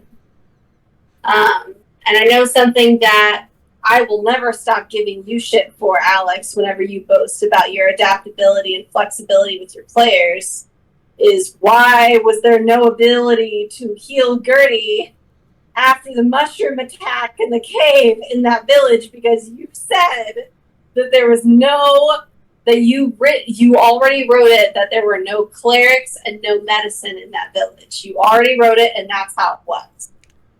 So how did that fit in with adaptability? So the adaptability there is that Fox, Falco, Peppy, and Slippy were in a different location and weren't meant to be encountered yet. He fucked up and had to move a whole encounter. They were level 5 characters when you guys were level 1 or 2. I did adapt because I knew what they could do and moved them to your location. Come at me, try it again. I will never stop coming at you for that. Like that. But you did wait until she was an hour away from death. You were stringing her along. Yes. You were like, yeah, Here you go. You might make it, or you might have to roll a new character. You might make it. Yeah. Oh, it's like, okay, just reminding you the clock's ticking. It's like, I'm providing you 0 resources to solve this problem, but the clock is ticking. And it's funny how it's a good moment that's cemented in your brain, though. Yes. Funny how that happens. Not funny, haha, but funny. It's funny how that happens. How, you know, good moments Isn't are it made. ironic? You know. Isn't it? Remember what Caleb said? You have to trust the DM. You have to trust them. That's a little They were level 5. You guys were level 2. They were giving you a little. They were helping you guys out. I don't know, man. Do you really want to trust a DM who doesn't put an actual hospital in a village? Of course. My favorite part. I like to think there's a graveyard outside of that village with just hundreds of mass graves from splinters. It's like caught an infection. It's like, what's the deal with all the amputees? We don't know how to solve infection. So we just keep chopping down the line until they die. Yeah. We just gotta wait. What do you mean you just wait? That's not how you fix an infection. No, it's fine. It takes care of it by itself. What do you mean it runs its course? The one magic man literally only knows cure wounds, and he can cast it once a day. So And he is a god. He also lives 2 miles away. yeah, He only comes into town for milk once a week. But yeah, that's fine. Where you said adaptability, yeah, I had to move them closer so that you didn't die early. So I adapted. You just didn't know about it. it's a little behind the scenes. Behind the screen. Said the thing. Talking about near death,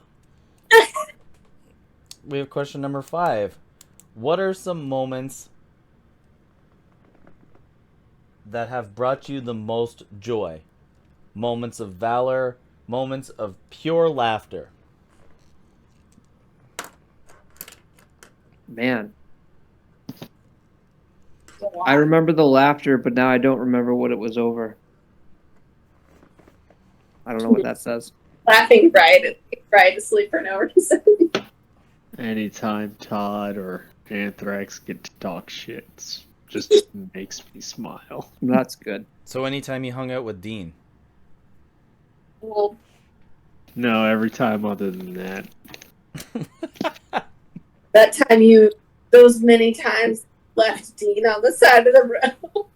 Oh, I have a moment that made me extremely happy in a game once. Sure. So I play a dwarven cleric, Torvin Rubblegut, and I've been trying to use his divine intervention ability for God knows how long, and like through legit rolls, and it never seemed to work. But we had a character that was like petrified because they were hit with a wound that was going to end up killing them eventually, no matter what. Like it couldn't be prevented. But it's like, okay, so I'm going to try and use divine intervention here. It's like Tom asked what you want. It's like I want to make sure that I want to heal this man of all wounds and prevent him from dying in this situation and unpetrify him. Pretty much like give him a full heal. Mm-hmm. And boom, I rolled the first die because we did the 10s. It's like, okay, if this is a 0 or a 1, you have a chance. 1. And then we're like, all kind of like holding our breath because we're like, oh God, this is the closest thing that comes to possibility. You gotta roll under a 5. You've gotta roll under a 5. He rolls a 4. Oh! So good. Such a good moment. Fantastic. Yeah.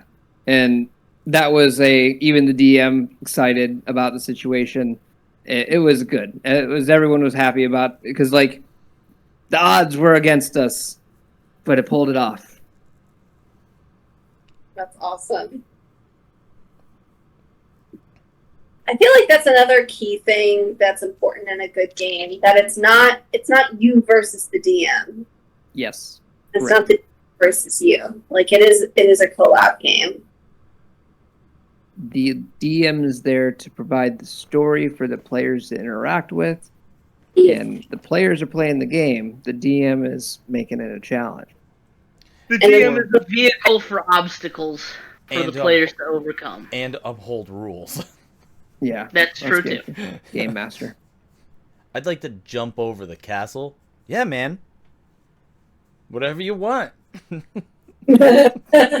And think too, like people come up with crazy things. I had a friend that I was telling him about our Blood and Water campaign at the time. I was explaining that we were in a flying ship that was what'd you say, like, is a mile above the actual town Yeah. or something like that. He's like, okay, so it's right above the town. Why don't you set the forest on fire next to it and try and smoke it out? I'm like, That's a lot of collaborative damage. I'm like, not only that, it's like, okay, and like, what's the guarantee that the smoke even goes envelops this thing to cause it? Like, I don't know. People come up with crazy ideas, and it's up to the DM to be like, no, no, that doesn't work. Can't do it. Not gonna. It was a thought that your character had before it realized, no.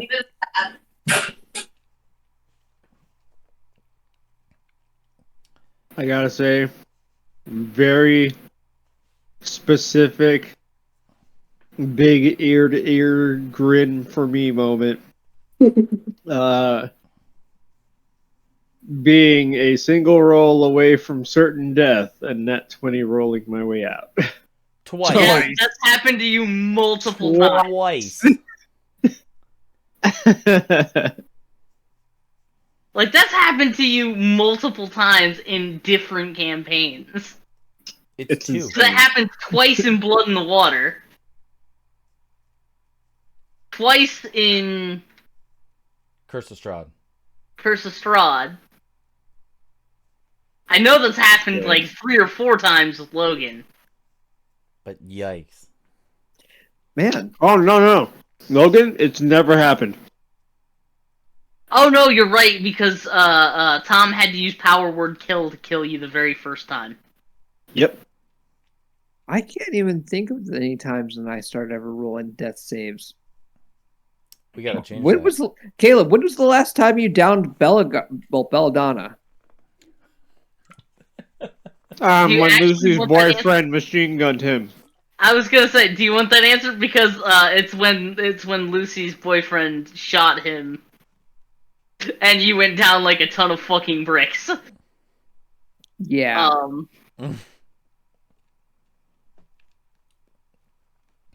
Wait, which encounter was that?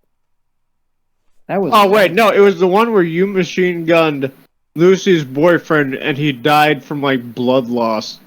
Oh, you're thinking of a different one then. I thought you were talking about against the angel up in Mount Celestia, where I had you guys fight Firestar. Oh yeah, yeah, that's right. That was like the only time I can think of, really. I downed almost everybody in the party. Only Lucy and Aviante were standing at the end of that. That was. I thought it was fight. just Lucy. Nope, it was Lucy and Aviante. And Aviante was not fucking looking very good. Lucy was aight. It lasted another 5 rounds. Well, if I was to jump in here and say moments of joy and pure laughter that I've had is making characters that kind of have a build, like making villains that have the build up and have you guys invested in the idea that they're not just this one-off person, that this is actually going to be more than just a simple encounter. Having villains that are more like a a built-in piece of the drive of why you want to do this. And the moments of joy and pure laughter that I have is the moments, the few encounters or the moments before the fight happens. It's the shit storm shit talk that comes out from all of you guys of just like, these are all the things that you've done. This is why you're bad. I'm not going to die. Your mother does this. Your mother does that. It's the back and forth, like... Does your mother know X, Y, and Z about you? The heavy artillery insults that go off for, like, 5 minutes. So what I'm hearing is your favorite part, like the thing that brings you the most joy, is when we talk shit. It's not just like you just talk shit to the random thing. It's the build up to have like, you guys got like real ammunition behind you. Like it's been somebody who's been around long enough. You've gained info. You know why you don't like them. You have a clear reason why you want to do something to them. But then it's time to unload all the facts. Recent example, actually, when Evan called out the marksmen for having killed two scientists and like having, okay, so you want me to join you kind of guys that shoot scientists and claim that it was self-defense versus someone who has no weapons? Remember when they were trying to defend themselves? It was like, oh, well, he took the weapon from me, and so I attacked him. It's like, oh, you're telling me you let him get your weapon? That's worse. Like, it's the picking apart. It's the picking apart shit talk. Yeah, it's one of my my favorite things is where you guys have like actually listened, and it comes to bite me. It is fun. That is fun. I love it too. Oh, shit, you were paying attention. In that vein, I can think of one moment out of all the campaigns we've played together. Ron wasn't there for that moment. Don't worry, there'll be another. I promise. I'll arrange it if I have to. We're all at the very end of Curse of Strahd. We've just beaten Strahd von Zarovich. And just before the Dark Gods come down to claim Corona from her body from Anthrax, New Hawk looks down at Strahd and just goes, "Fuck vampires."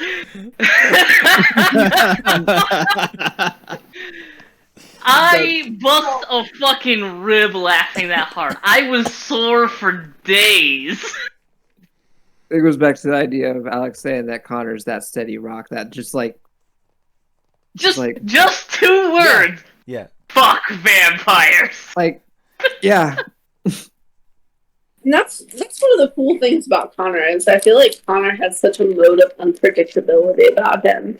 Because he's so nonchalant. Yeah. And then every once in a while he just hits you with this like really great singer. And you're like How hard did we laugh when he got unusually invested in like a random stranger's conversation in Curse of Strahd at the bar? Yeah, he's like, I really want to listen in. I was like, you're a 9-foot turtle in a bar holding 2 beers. I was like, you're not really Stealthy. You're not really what you like, doing? You're What you not talking really about? stealthing around. I was like, you really stand out. Roll me a stealth. He was like 5. I was like, you're standing at the table with them, and he was just like, he was like, what you guys talking about? Like, It's like he tried to act stealthy to get there. I can get it, and then it's like, once my cover's blown, I just ask. he did. He was like, what you all talking about? And then we just made memes about it. that was the night that Oh, that was beautiful. after a work event and I was just sending a shitload of memes just for everything. Just from scratch memes. And I remember it was a turtle that had like this really long neck. A little speech bubble. What you all talking about? Oh, that was so good. Oh, that was the beach episode. That's still my favorite episode. Yeah.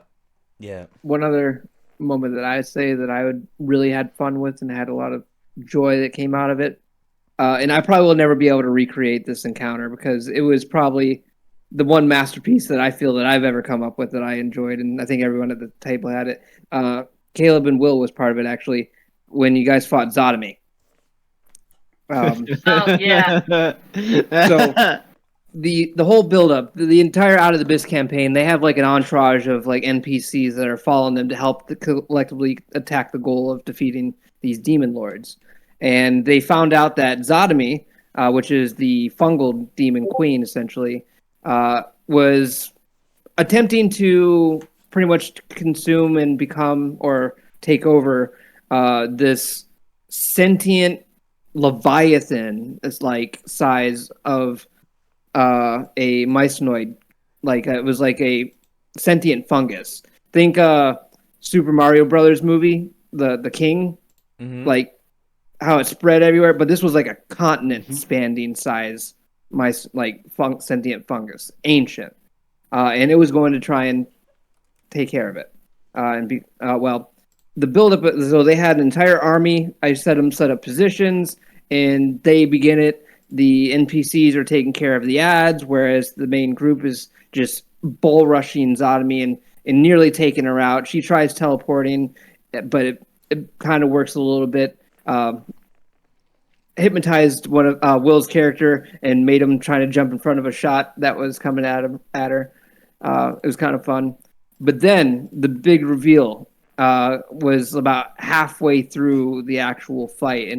And this was something that no one anticipated. While they're in the middle of actually fighting Zombie, Melee, and everything, Jubilex, which is the Ooze demon lord that has an ancient grudge against Zotomy, just lands on the battlefield on top of Zotomy, on top of like 3 of the party members. And even more chaos ensued. And like the reveal of that, it felt like everyone was like, "Oh my god, what?" It was everyone had a lot of fun. And then eventually once they finally defeated it, even after like the middle ad that was like a pulsating thing that on turn 3 it actually exploded out and caused was a bigger monster, like all kinds of things. I've never had so much fun with a fight, like a boss fight ever, as I had that night. It was insane. That was a really great session. It was nuts. You switch and baited them, man. It was good. And I had like one of their characters. They actually, so once again, remember I told you a while back, Alex, to never put a monster or a boss in front of the party that you're not willing to lose to cut off that part of the storyline. Never do that. So there you was did that, didn't you?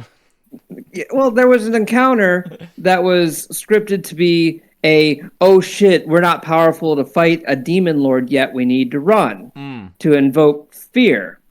They ended up beating it anyway. And I'm like, okay. So then I had one of the characters, one of the actual players, unbeknownst to almost anyone else, make a contract with the dying demon lord. Okay. To like, hey, if you just take one of my boobly little eye parts and implant it into another slime, I'll be resurrected, but I'm going to grant you some epic boons, like a boon. And one of the players took it, and I was like, yes, yeah, this is my out. I did it. It's like I had to give a player immunity to disease and like I think immunity to poison or something like that. But also I told him afterwards, like, now you just made a deal with the demon lord, and not only did you make a deal with them, you actually fulfilled the deal by resurrecting the demon lord. Your soul has been forever tainted. You will never make it to any type of heaven. When he realized that, he had a story arc. It actually caused him, before he had to leave the session because he moved out of state, it actually caused him, he's like, okay, and I kind of created a. He wanted to become a lich of sorts, but like instead of consuming the souls of people, it was consuming the souls of demons. Like so, he would slay demons in order to maintain his essence on this plane, and that's actually he's still in the game, but he's an NPC now. Let's put it that way. That's so cool. I love that.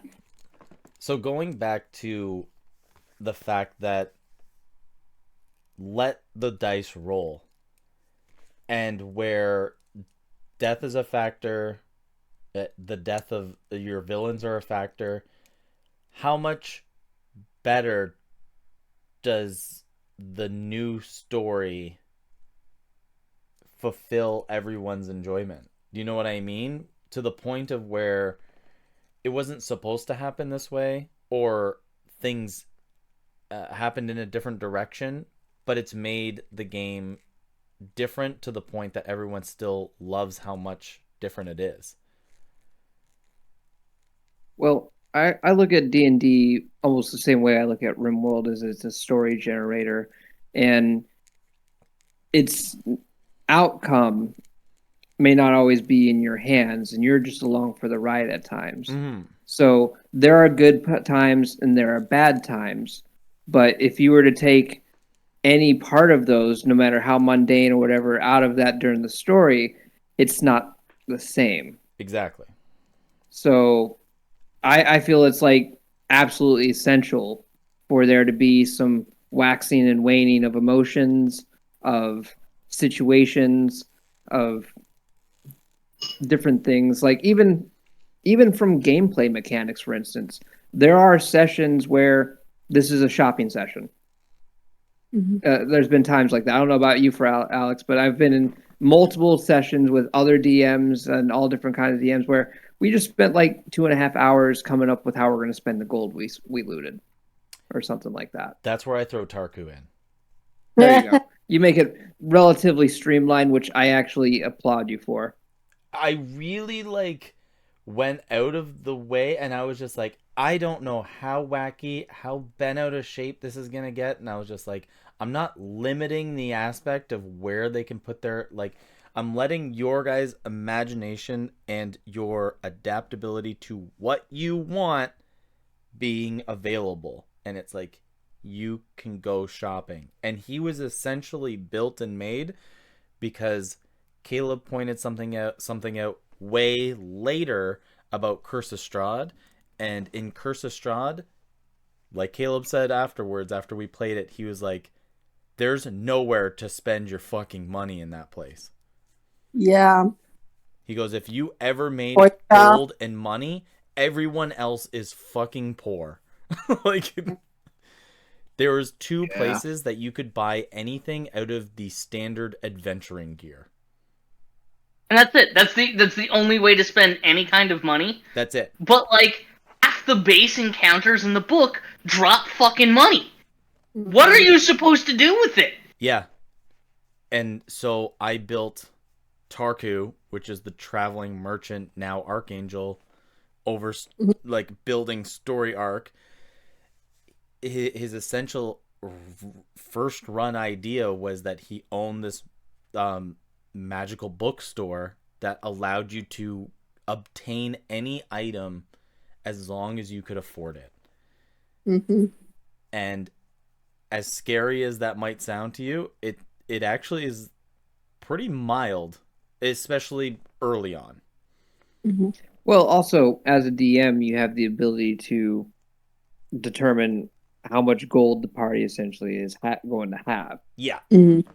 So it's like, yeah, they're not gonna. If I don't drop thousands of gold per encounter, they're not gonna have the 50 grand it takes to buy a very rare item or something like that. Yes. Killer weapon. Mm-hmm. But then, It's like 500 gold. On top of that, you guys also got a bunch of stuff that you no longer needed. You no longer needed those boots of the Winterland and stuff like that. Traded them in. Oh, Remember that? just one. Yeah. Actually, most of the party, and I think that's probably because they all thought they were expendable, traded in their items so I could get an item. Yeah, so Mixo got the Drift Globe right away. used it, I think, once, traded it in.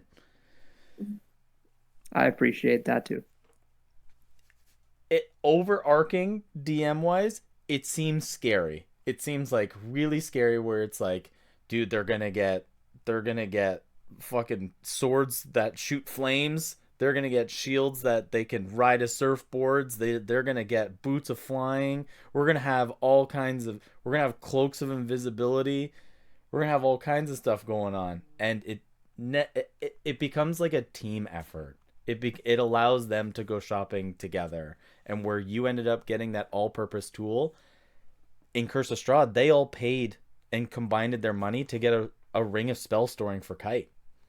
It happened in the same way. Like they collectively had together to get something that they all really thought was actually valuable. And then we used that ring with spell storing to turn everybody into T-Rexes. I was gonna say ring of spell storing. Sounds like one of the most Good overpowered shit. items in the game sometimes. Yeah, they were dicks, Well, but you got around it. that's another example of like players. It's not just players who have to trust the DM. Sometimes the DM has to trust his players. Look, I try to be a generous player. I try to be a nice guy and like tell my DM, hey, I have this idea I want to try. And unless you give me the permission to do it a second time, we won't ever do it again. And then, like for Alex, he's fine with it. He's like, okay, you get your day under the sun on this one. Yeah. And then for Tom, it's just like, oh, we get to ratchet it up another notch? Oh no, what have I done? Yeah. Mm-hmm. I don't think I've ever told you, Alex, but I know Ron and Will know very well. We have so many just overpowered one-hit kill moves that we can pull off in his campaign. Like, we have Operation Atali, the T-Rex storm. Yep. There's the dropping the hippo or whatever. Yeah, Operation Dumbo Drop. Yep. Okay. We also have the nuclear furnace. Was there like a mustard gas one or something? There was like a. Yeah, no, that's the nuclear furnace one. Okay. Okay. Wall of force and sickening radiance. Okay. Oh my Yeah, god. that's definitely nuclear furnace. Oh furnace. god, no, god. Who deserves that? Fraud? Okay. I mean, he do though. Maybe Victor. I don't know yet.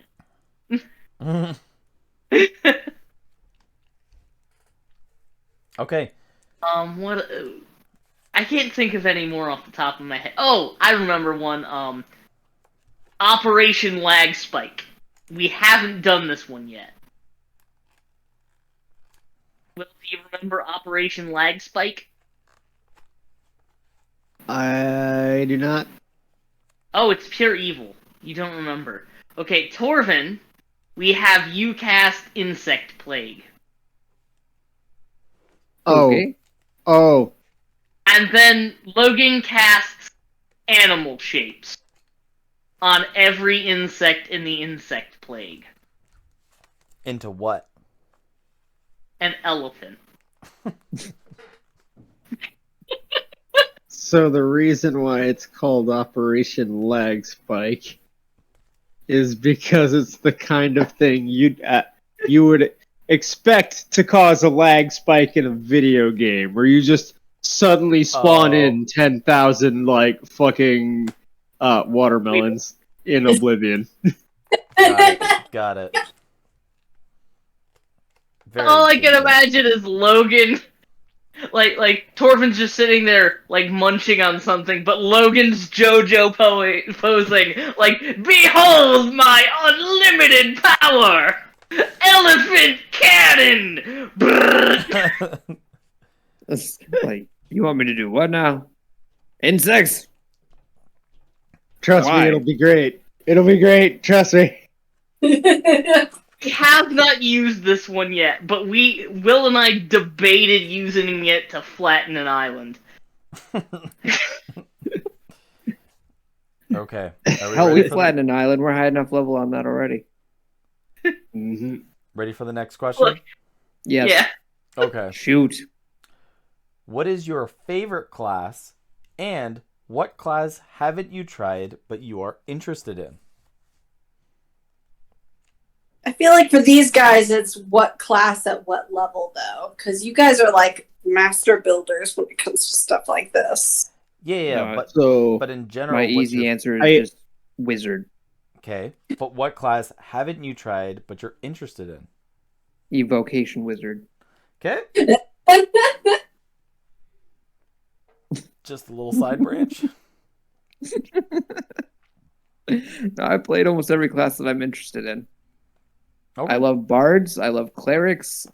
I don't really ever play druids too much, but I've made multiple druid characters that really haven't had campaigns that panned out, and wizards. Okay. I haven't played warlocks. Actually, that's one I never played. Do you want to? Probably not, because I don't want to have be tied to a elder's deity thing in my head. Like, I don't want to have some contract over me. Fuck that. It's half the fun. Yeah. I don't know. Maybe it's a psychological tick that won't allow me to enjoy. My favorite class is Paladin, but I've been very interested and have chosen not to ever be a druid, but I am most interested in being one. Oh, I'm interested to see what you would do as animal shaping. Animal shaping. It's like I turn into a pig. Why? So for me, absolute favorite classes would be either fighters, just because fun, stabby, smashy, Mhm. or the druid. Mhm. I love the druid. Oh, you do it Druids so are so well. much- They're so good. Mhm. As far as classes I've never really played, while on the one hand, Kelly did allow me to play a paladin for a little bit, Which I've never really sat down and played a paladin. Like, as far as like a full blown, like, oh hey, we're doing a campaign, start as a paladin and go off, king. Like, I haven't had that. Okay. Which I would absolutely love to play as a conquest paladin. Kelly? I mean, there's a lot of things I haven't played. Like, I haven't played most things. Like, the only things that I have played, I've played a bard, a paladin, a barbarian. Like, that's pretty much it. Oh, a monk. I did have fun playing a monk once. Gertie was a rogue. Gertie was a rogue. That's right. Mm-hmm. So But no, I What- do really. I don't know if I loved a paladin just because of the paladin or just because of how much I love Nova. So that might be a little biased, but I am partial to barbarians just because, like, it's very straightforward. Like, every problem is a nail and I am the hand. You know, stick good. Stick no problem. It's so good. No problem, no stick. Very simple. bigger problem, bigger stick. Exactly. See, you get it. Swing I stick see no harder. problems here. Yeah, swing big stick. So harder. I kind of lean in the same vein as Ron here. I'm just kind of torn between sorcerers and wizards as my favorite. Sorcerers are good for very specific builds. They're very good at slinging multiple spells per turn and doing a lot of damage in a short time period. But wizards are also super versatile, and I like being versatile and fitting into any build. Something I never really got to play from like a low level to a high level is a cleric. I did back in 3rd edition a lot, because I liked stopping people's fucking hearts. But in 5th edition, I've only ever played somebody else's cleric when I came into a session and they needed new players, and I picked up the cleric in Ron's session, Verizon. And I'll be honest, I made that character all my own. Yep. Okay. It is definitely Team Mobile.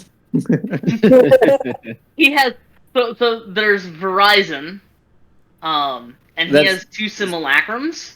Backstory on Verizon real quick first. It all started, we had a character who, a player who made this character, but then ended up like dropping out of the session or whatever. But he named him like Viserion or something like that. Okay. And we're like, what is it? I still don't even know what it is to this day.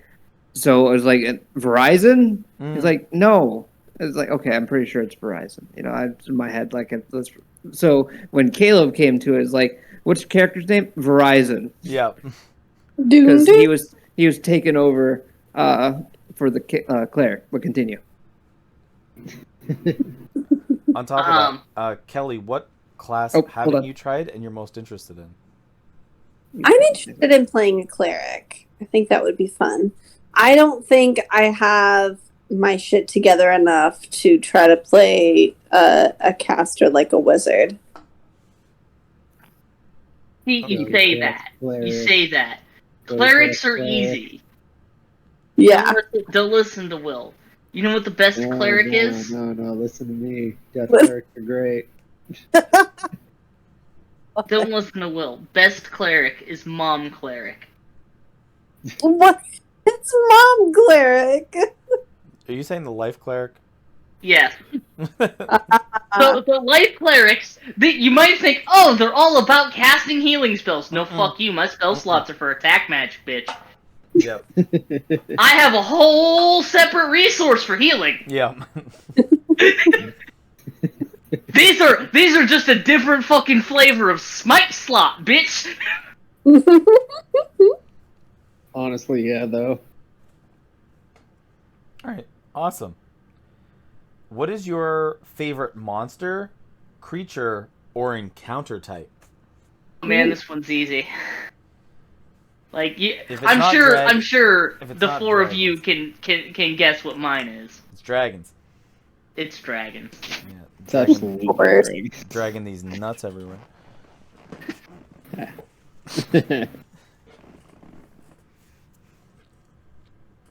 Easy. That's a hard question. It's just so easy for dragons. It's a giant flying fire-breathing tank creature. They're great. They're even intelligent. Yeah. You've got to nerf dragons just so your players can beat them. Or get smoked by them for fun. I gotta say, probably one of my favorite creatures. Either Mimic or Displacer Beast. Ooh. I saw a picture today that said that mimics can be any. What was it? Any object, and that technically in D&D rules as written, dead bodies count as objects. Yeah. Nope. Yeah. They can look like a dead body. Mm-hmm. Or if you're Will, they can be an entire freaking thing. The house. Yes. They're They can the be a house. whole ass house. A house is an object. Yep. A warehouse. I mean, Yeah. the lore indicates that usually mimics are like, once they get so big, they just split off, and that's how they reproduce. But occasionally, they don't. Just continuously gets bigger. Occasionally, and their game bigger. master doesn't let them breed, and doesn't let them get their egg out or get married, and they just keep Yeah. growing. Yeah. My favorite kind of encounters are essentially boss fights with mechanics that are interesting. To go back to the Zotomy fight, Zotomy has a mechanic where if she charms you at any time that someone makes an attack at you, the charmed individual can be attacked instead. Like, she can pretty much have the charmed individual jump in front of the attack. Mhm. And that leads to a situation where it's like, oh, if the melee people got charmed, then, oh, we're screwed, essentially. And those are fun. Those type of mechanics, or like, there's one where it, like, if they have random ability, like I cast Feeble Mind. Like, it has like twice per day it can cast Feeble Mind, literally just on it, and it's non-counterable because it doesn't use material components. It doesn't use components, so it's like you don't know what's happening. Feeble Mind, like, what? And then the players have to react. Yeah. Now that goes to the idea. It's like, I think it comes to me needing them to figure out how to beat it, and the idea of just simply pokey, slashy is not going to work. I think Ron would have loved Strahd in the castle then. Maybe. Ron would have loved Babel Saga. That whole like chapter of investigating the village and finding out what had happened there, and then like all of the random checks, and we didn't know what they were for. Like, For which one? when we went to go fight Babala Saga, and in order to get to her, we had to go through like swamp area, and there were, like, musty ass houses, and we were like, we kept investigating things, and you were like, okay, you can check this out, but like, this other person just rolled an investigation check, so give me a different kind of check. It's like, Oh man, that reminds me of when that spider jumped out and Corona.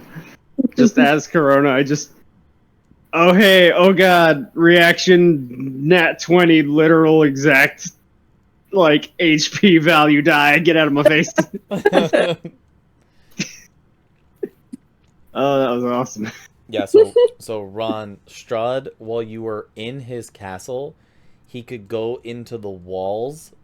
this bitch. He could go into the walls of the castle. Look, dude, investigating the castle took us, I think, 7 sessions. Full ones. And he could go into the wall at any point, and he could go to any floor, anywhere in his whole place. And if he was hit by sunlight, he couldn't recover hit points for 1 turn. So he could go in the walls, fuck off for 1 minute, and be full health. Come back, and he was there to literally just disrupt them. Come in every now and then. It was a hit and run. It was just hit, get out, hit, get out, hit, get out, and it was like you pick up like an interesting object, and as you do, it's like Strahd's head follows along with it as he just like rams his fist in your stomach and stuff. It was like you look into a painting that like the eyes are following you. He comes out of the painting and bites you and stuff. It was the worst game of whack-a-mole I've ever played in my entire life. And what was worse was we were the ones getting whacked. Yeah. It was a cool ass mechanic where it's like he could dissolve through the floor. He could jump out the window and turn into bats and fly away. He could just the mechanic of it was like the mechanic was to survive and not burn your resources on trying to kill him. It was like survive. I hated it so much. Well, I can see that. I can see why. Fucking all of Alex's like peekaboo villains like make me so angry as a character. Just like, if you didn't want us to kill you, maybe you shouldn't have showed up. Like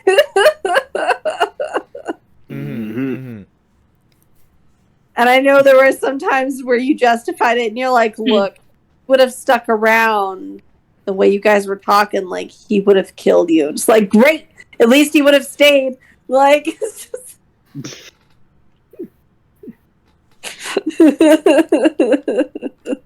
And I think I have to agree with Ron. My favorite type of encounter is ones with interesting mechanics with it, where even when we went into the Pantheon, it's like the crowd had a mechanic. Mhm. Yes. Yes, I loved that. I loved that so much. Yeah, I've got to say, my favorite encounter that I've personally run was the Firestar encounter. Um, mostly because of how it felt watching the guys like leaning over the table as occasionally I'd get up and move the miniature, describe his turn, and then they would all panic and try and get away from it. Mm. Like, every turn he started, everything within 30 feet of him just took fireball damage. Oh, Just all the time. Start of his turn. that's Mhm. rough. Then he had legendary actions. Oh man, I remember when Nate did that on his final boss fight for the campaign. Yeah. And the worst part about it was apparently he had 3 turns or something like that per round or something. I can't remember exactly what the mechanic was, but I remember Up around the middle and the end. Yeah. yeah, and I remember okay, so me as a wizard that has almost no hit points. It's like okay, this fight starts. Okay, he's moved next to you. All right, he took 75% of your health from just starting his turn. Okay. He attacked your allies. All right, he gets a second turn. You die. I had a whole lot of fun today. Yeah. Yeah, Thanks and for it's showing like, oh, so me that didn't even get a turn died before the encounter got midway through because I rolled like a nat 5 or something on my initiative. Mm. So it's like, okay. And then I just laid on the ground pretty much bored out of my mind for like 3 hours as the rest of the battle fight continued. Wow. It's like, oh. It was rough. It was really rough. Okay. It was rough indeed. Poor Red Goldstein, he will be missed. With that, I think I'll agree with Will. I really like mimics. I haven't really used them on you guys at all, but I really like the fundamental ideas behind them. Love it. Look, the longer a campaign goes and there hasn't been a mimic, only makes me more paranoid that there's absolutely a mimic. Okay, so there will never be a mimic until there's a mimic, Will. Okay? See, now I'm going to be paranoid about literally everything forever. Good. Alex likes it when we're scared. Look, Alex, if you want a game that will explain how to use mimics, just play Prey 2016. I own that game. Yeah. There I you know how go. to do Now you that. know how to use a mimic. Perfect. I know how to do that. Oh man, Like, we're just- the name escapes me, but I just thought of the monster finally that I actually enjoyed too. What is? I don't know if it's in the base monster manual, but it's pretty much like a demon steamroller. Oh, and it like shoots out fire out the top. Yeah, I know what you're talking that about. that was fun because when I set up the encounter, they were also on a bridge. And that thing was coming and- at them? Yeah, and it was pretty rough. No one fell off the bridge, and it was good, but it was kind of interesting mechanic because like they had to make deck saves, and then pretty much they were hanging on the ground, like hanging on the edge of the bridge, like oh god, Waiting for it to go by? nope, because it just went back and forth, like Oh. it was trying to fight you. So it's like once it got past you, then they could get up and try and attack it, but then like it goes in reverse. Nope, you're back on the side of the bridge. Okay. So we're coming to. We have a few more questions left. Not too many more. But what tips would you give to new people or to new players trying to find a group that are getting relatively new to the game of Dungeons and Dragons? See, I couldn't answer this one because I got dragged in. I mean, so like if someone wanted to start playing, but they didn't know of anything of a group that I think. I mean, it's kind of a stupid answer, maybe, but I would say go to Adventures League if you can find some Adventures League run in your area. Like, if you at least learn how to play the game to an extent as they can, and then go there, perfect. If you don't know how to play, people usually, I mean, it's run by locals, so you get cool people there. They'll teach you how to play. Mm-hmm. You know what I mean? Mhm. And it's really hard to find groups of people, but I feel like if Adventures League is like a filter. If people are willing to go mingle with other people, then most likely they might be okay with mingling with people. You know what I mean? Do you think there's a good chance that the people that are at Adventurers League feel the same way that you do? Yeah, I don't see why not. But then again, that's like projection of myself. Like, do you think like they're going there not to just be metagamey and kind of do crap to people without feeling bad about it? That they're genuine people also looking to find a full-time group? Yeah, you have different walks of people. When I was there, I mean, you have regulars there that is their full time group, Okay. like just doing Adventures League. Like, I mean, that was me until like I kept like keeping an ear out until like eventually people invite me into because like that's how it works. When everyone knows like, hey, we can do this commercialized Adventures League, but if you're looking to actually like form a group, you're looking for people, and you'll invite people that you find cool or that you find that are fit the situation. It's like, look, you want to play D&D? You're enthusiastic. I'm also glad to hear. I Mhm. think you can gel well with this group. I think and you'll get an invite.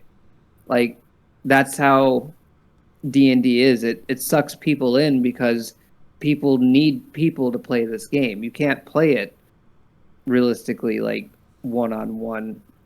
I mean, you could, but it's kind of a weird scenario.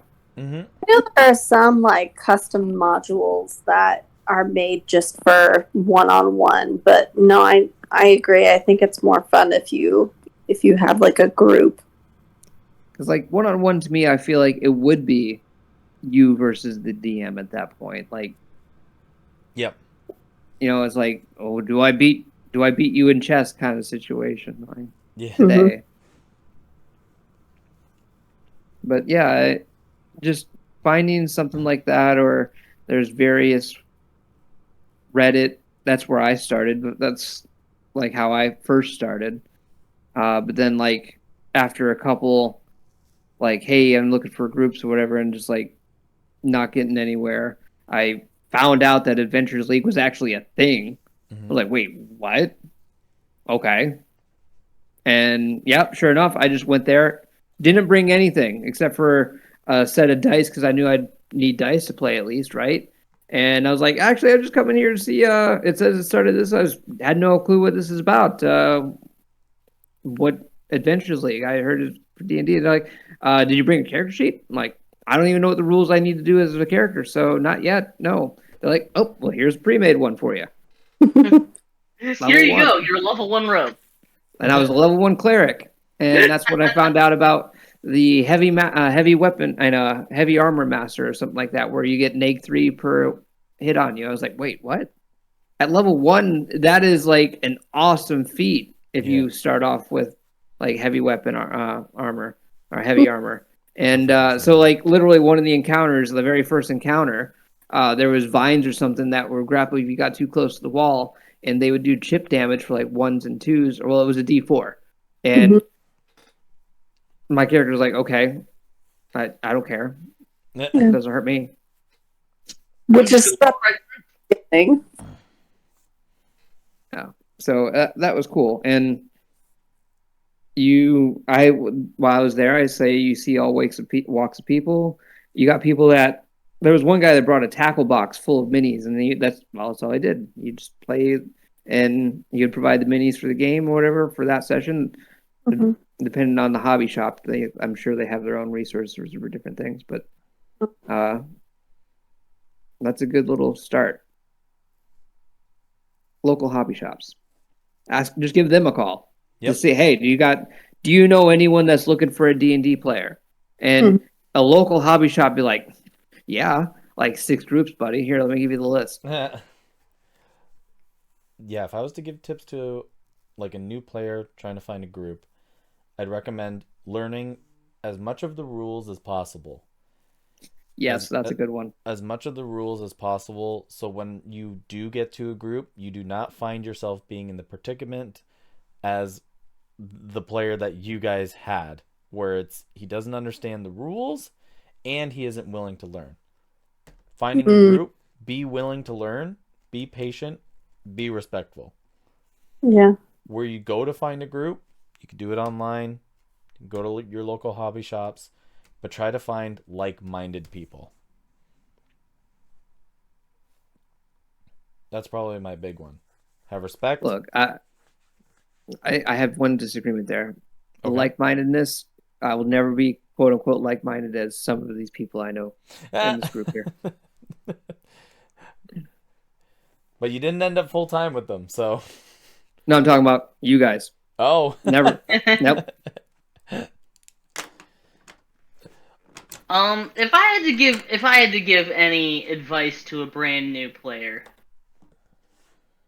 my advice would be, like you said, learn the rules, but learn what your character's good at. Yeah. Like learn your character. You don't have to really worry about what anyone else can do. That will come naturally as you start playing. But definitely learn your character, what spells they have, what abilities they have. Learn what you can do, and ask questions. Be curious. Because I guarantee you, another nerd just like me exists in your group. We're everywhere. Actually, it's just me. I'm just wearing someone else's skin. You know me. We're everywhere.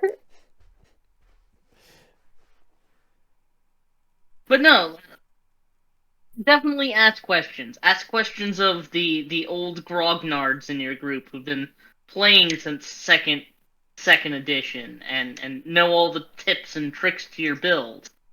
And learn what your build can do. Look around on Reddit. Look around on YouTube.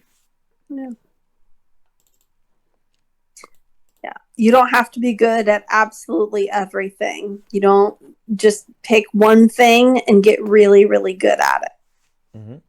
Once you get it up into higher levels, like, you can expand a little bit and do, like, sub-levels and stuff, or subclasses, but, like, just focus on one thing. Just develop you.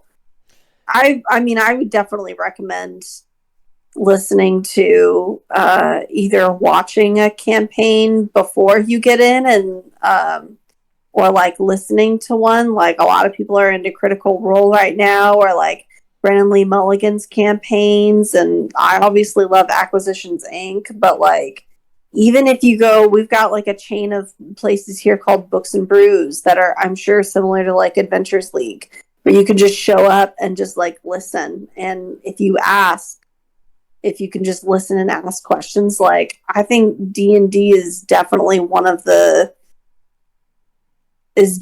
a game that nobody's going to gatekeep you on. Like, I don't think I've ever met anybody who's like mildly into any form of D&D that doesn't absolutely want you to play also. They exist, but they're a dying breed. Or people gatekeep on specific editions. Like, we'll play, but only if it's like this edition. Which is fair. Like, you have your own like comforts and like what you're used to, and like it's hard to, adjust towards that. Like, that's fine. But like, or some people play very war gamey. Never experienced that. Yeah. And another tip for new players is like, if you're getting into a new group, try and ask questions about what kind of play style they have, because there are play groups that are more wargamey, where it's like, I want to combat every single session, and then there are others where you go 8 sessions without fighting anything. Yeah, and then another 8 sessions. and then another 8 sessions. Mhm.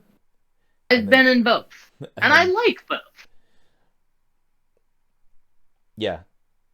Try to find out the type of game that you want and Yeah. calibrate. Find that thing. Avoid becoming, like Kelly said a while back earlier, as becoming main character syndrome. Mhm. And don't do that. It's not just you. Exactly.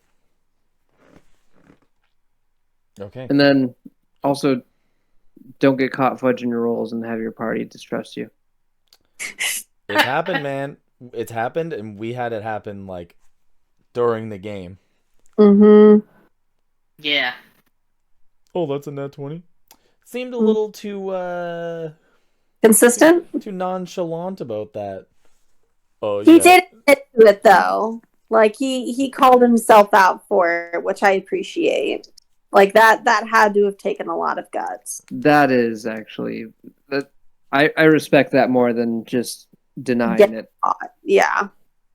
because like there are people that have problems to where they will never admit to being wrong or never admit to whatever, and those are some toxic people. That's major red flags. You don't want in your group. Yeah. Okay. And if you're going to be a new player and you're thinking about DMing for the first time, what do you guys think about this? Don't fucking do that. Like Hold on. Should play as a character first, probably. Do you absolutely. Yeah, but do They you guys... consider playing as a character, but Yeah. for a first-time DM, Mhm. my advice: pick up the player's handbook, pick up the DMG, pick up the monster manual, and then be more than prepared to change anything you want in them. Don't treat them like a Bible. Treat them like a guidebook. Mhm. If you're gonna start a game 1, I'd recommend getting the Essentials kit. That's a great set. That's a great box. It comes with basically everything you need. It comes with all the monster sheets that are there. Comes with all the NPCs, treasures, maps. Everything's laid out nice and good. Level scaling, everything they can do. But what I was gonna go on from there is, do you guys think that DMing can be a skill that is learned, or is an inherent that you are naturally born with that talent? I mean, you can have a natural story ability, but like there is a lot of shit you need to remember. Yeah, there's a combination of skills and traits that one usually needs in order to be a successful DM, and not everyone has the, I don't say ability to do it, but the anxiety level to do it.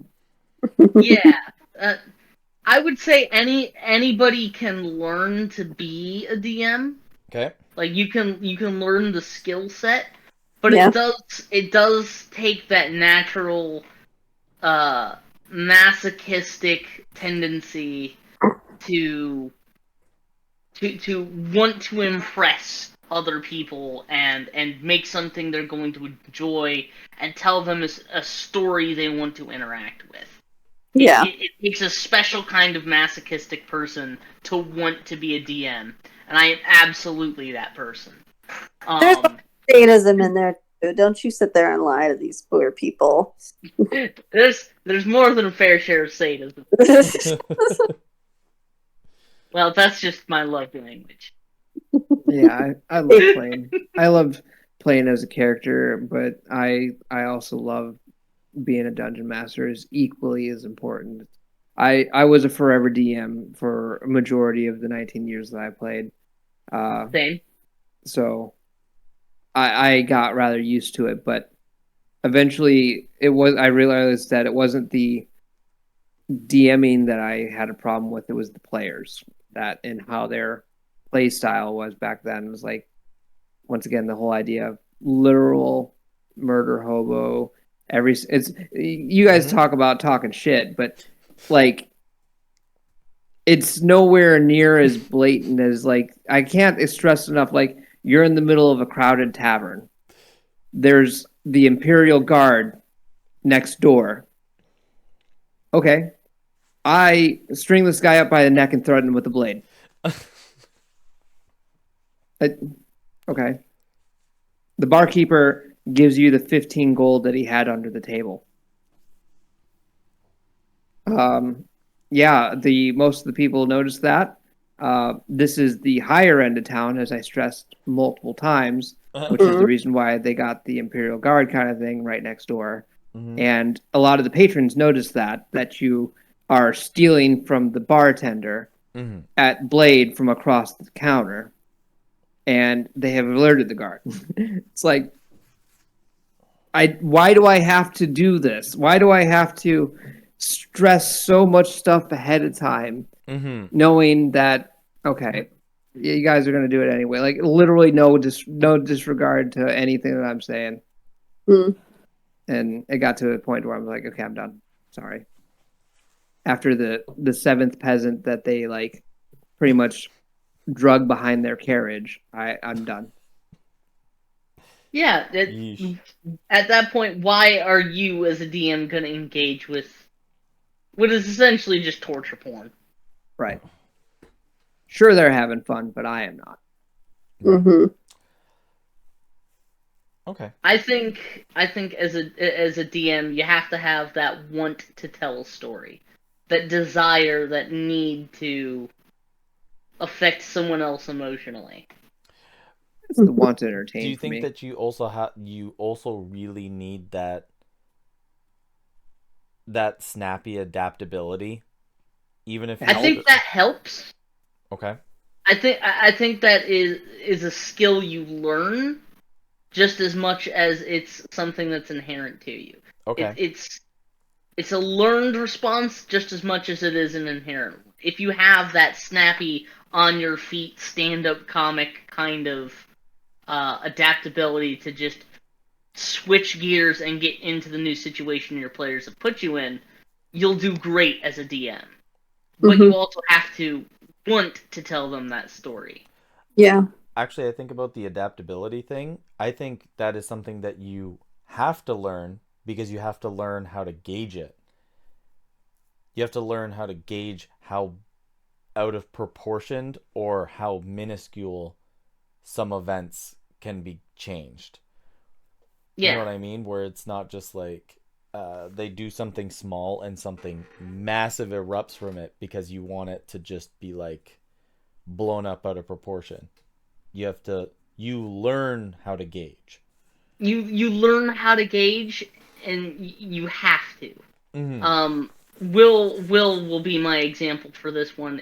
How a character doing a seemingly innocuous action, like pressing a cat to the bones of a god, will naturally lead to some crazy bullshit, like an exarch of a god being housed inside of a cat. It do happen though. Yeah, but the story doesn't end there for the cat. That's the scary part. It's now what, a human on the material plane? Nope. Okay, it's good. something on the material plane. It's on a material plane. Can read, write, supposedly talk, Read, maybe. It can write, and it can speak in common.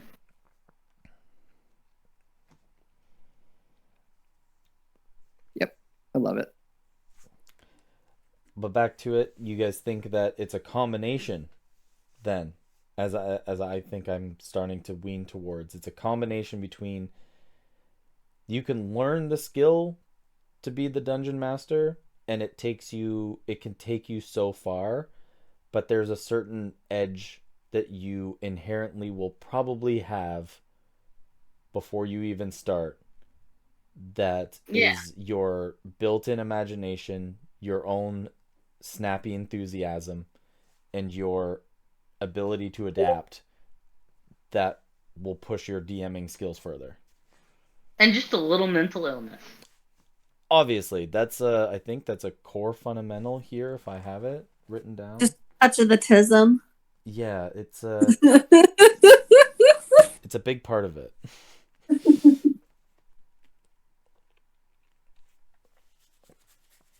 Autism all the time. Let's go.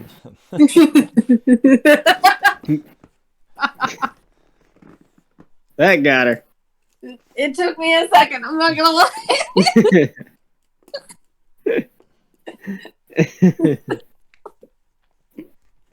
But okay, this comes to the conclusion of my questionnaire. Do you guys have anything that you guys would like to add to the questionnaire? Any more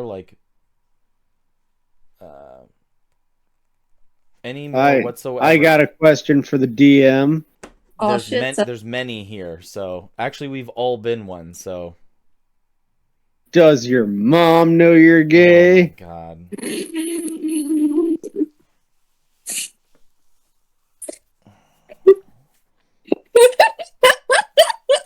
The awkward silence, though. Does anybody have anything constructive to add?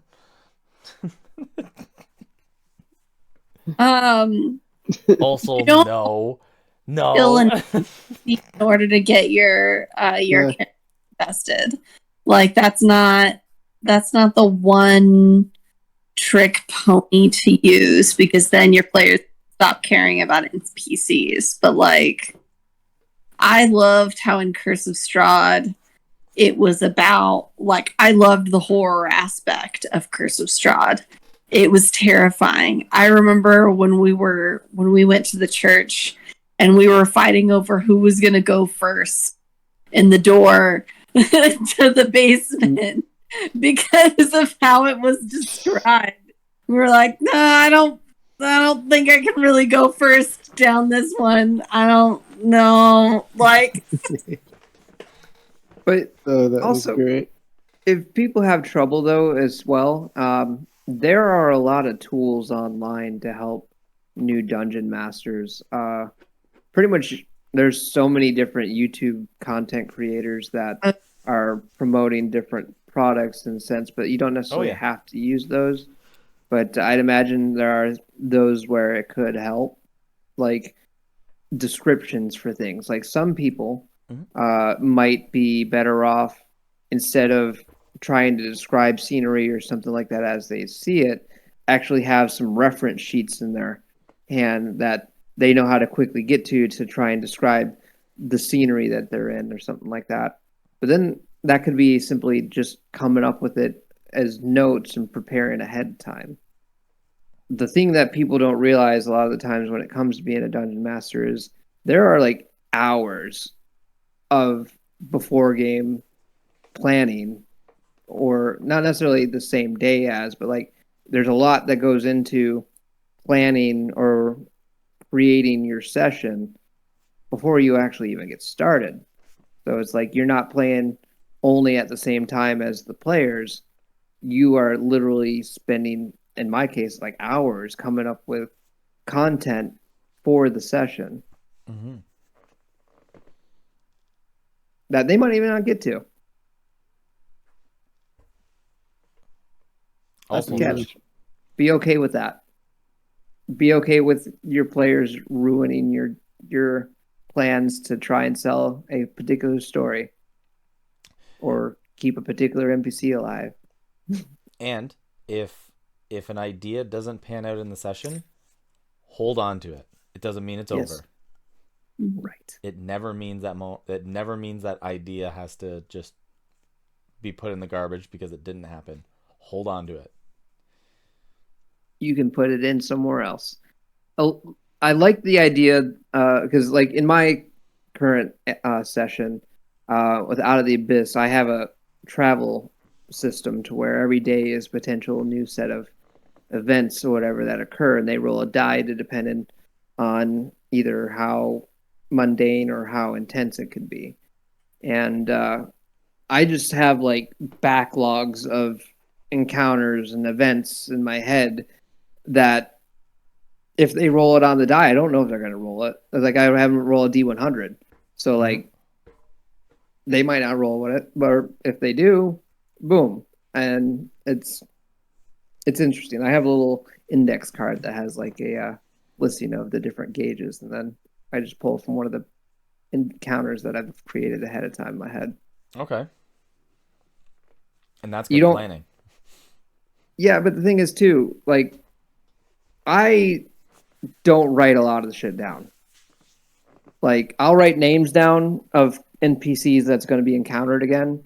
Okay. I am fortunate enough to simply be pulling a majority of my names and environmental names of the actual campaign from a book out of the Bisque campaign, so that makes it easier for me. Yep. But like a lot of the actual sessions, more or less my own creation, it's just I have the ability to pull that as context to describe the environment or of what they're at least. Or instead of coming up with a random name of an NPC, oh, you've encountered this guy. Mm-hmm. But I mean, it's as simple as making it yourself if you wanted. Yeah. Mm-hmm.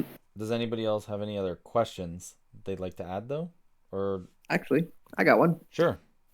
When you guys create a character, what's the first thing you think about when it comes to what's the most important thing you find in creating a character? Mm. When I'm making a character, I usually get pulled inspiration from something that I could have recently been doing.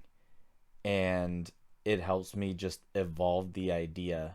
I don't even think of like class or race first.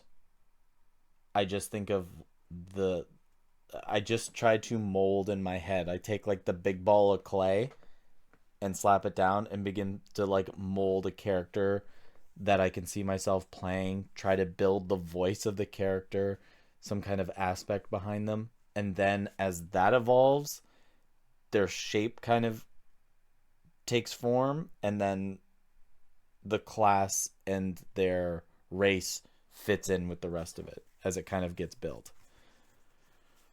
Okay.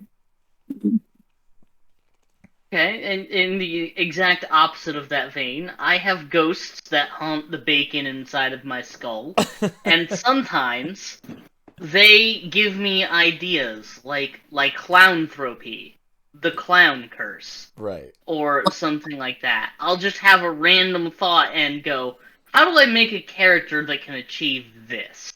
Mm-hmm. Like, I have an end goal and work backwards from that. What's the minimum number of levels I'm going to need?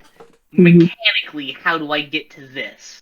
Okay. And then, well, what kind of person would even fucking want this? What kind of person would want to do this? Right. And occasionally I'll do the pop culture builds, like, I did a build for Mega Man Zero and Mega Man X. Oh yeah, those ones are great. Those ones are pretty fun. I did one for fun just for Simon Belmont. Ooh, fun. Very fun. But typically, I think mechanically the end game of what the character is trying to achieve and the minimum number of levels that are going to be required to do it. How do you get there the fastest? And then build the personality and all of that onto it afterwards. Kind of stealing from pop culture or something I've seen recently or a character I'm passionate about. Mm-hmm. Like, I started with Kite going, I want to play a Blade Singer. And then I went, okay, I like Puss in Boots, he is now a Tabaxi Blade Singer. Mm-hmm. I like being a smartass, he's gonna be a smartass Tabaxi Blade Singer. We're combining all the things that I like. Yeah. Which might explain why I love him so much. How goes it, Nate? You. Usual. How you guys doing? We're just Yeah, coming I'm to getting ready to go to bed. Fires us when we make characters, like the process. I usually do things like what Caleb's talking about, and I like something from pop culture or maybe a meme or something like that. and you work backwards. More or less. They're trying to figure out, like Caleb said, try to figure out how to make it work and plan my steps ahead. Actually, my past few characters have no end game or end goal, did they? Actress, yeah. Tanitrus or Humari had no end goal. The end goal was right at the beginning. Umari wanted to be free. Everything afterwards was great. Tanitrus wanted to find the all elixir, but he found home. Yeah.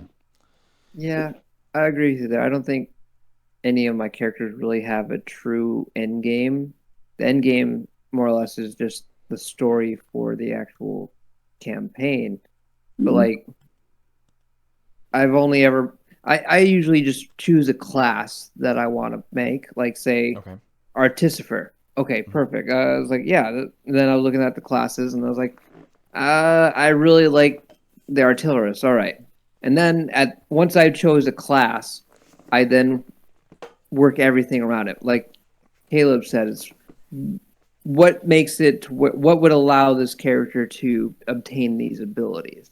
Like what in its life led it to this situation? That's like when I first got started, I hounded you about what the environment is like, and you were giving me these like super vague details. Like, yeah, there's people. Like, okay, I don't have any inspiration as far as what makes my character have any class to get to this point yet. So I developed it as it went, as the story went, and whatever, and it worked out. I loved it. So, but like at very first, that was like, that's usually my goal. It's like, okay, I made a wizard. What led him to this point? So I choose the background I use is more or less like the vague idea. And then it's like, okay, so why would it have this background and these abilities? And then I create a character based off that, like kind of like a story character or whatever, and create a background for him. It's like, okay, what led him to this?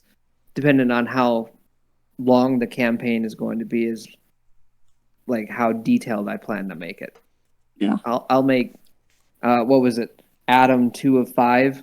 Oh yeah. And like quick because I knew it wasn't going to last long, so I didn't care. Whatever. But even then, I started off with a class, and then I chose a race because of the class. And I was like, okay, so what is an automaton? No, it was like that's when I named him. Like what is it? Automated something. I can't remember what the acronym Adam was for at the time. But then it's like, okay, also here's a little bit. 2 of 5, so it indicates that there's other atoms of his collection of 5. So where are they in the story? You know, like it doesn't matter. I like it. I start with the world. Like, this is the world and environment that the DM give us. Okay, what would make someone choose to be an adventurer in this world? And then build a personality and a background from there, and then build the character around that, like the class and stuff.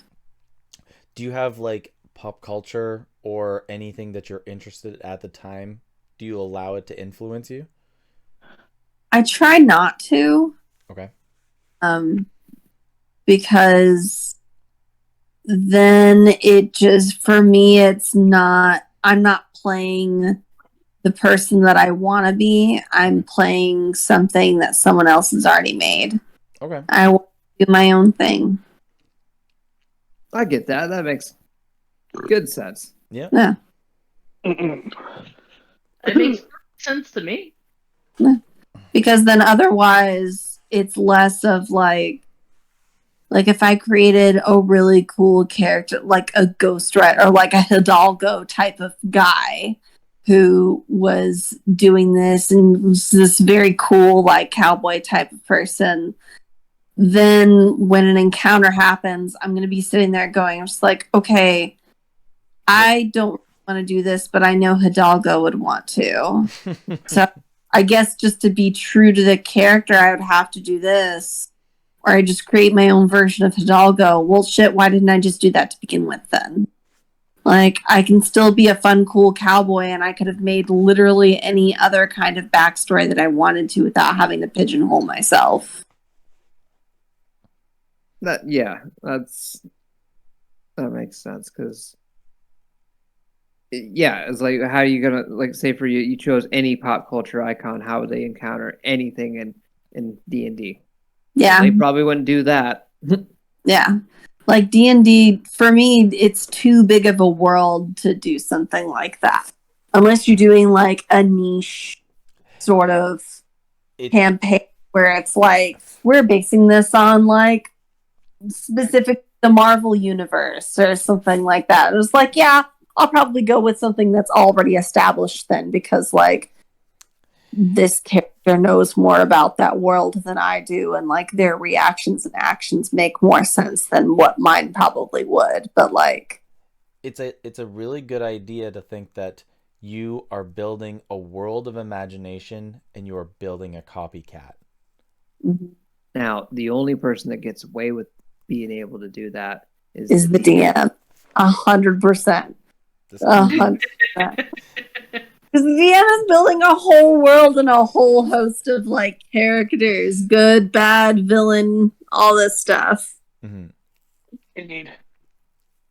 Now, I did play a pop culture character, and I had a lot of fun with it. I played Sora. Yeah, there's a Halloween one. The one time, yeah. That's fair. Mm-hmm. I don't think I could have gone long term with it. Lest we forget Captain Falcon. Captain Falcon. That was the next Halloween game. Oh, Caleb, you remember when I played Rack for that one shot? Fun. And then there That was fucking fun. the small alterations. So yeah, you could make small alterations to fictional characters like Gundalf. As long as it's not named the same, slightly off. Very you can subtly do whatever different. Gundalf. Look, Gundalf is a gun wizard. Legally distinct. And now Evan is a gun wizard. Fun fact, Loden is actually, his name is a pop culture reference. Not necessarily, but it's kind of, Loden Hoppers is the name. And I got that from playing Minecraft when you put stuff in hoppers. Oh, that's cute. I thought it was like it was loading up a big hop. Like a giant hop is pending. Oh, that's funny. But okay, guys. This was good. Thanks for doing this. I also have all these questions to ask Connor. Mm-hmm. But thanks for sticking it out. This took a long time to get through a few questions. Yeah. We were waffling around for a little bit, and we ping pong off of each other. It was less of like an interview and more five friends bullshitting. Right. Which is what we do best. It's what we do every Friday night. This is There's a special guest randomly at the end. Yeah, exactly. Yeah. With a special guest cameo of Nate. Tom York. So, Hey, I do It's miss more playing like with you guys, work- though. Bullshitting.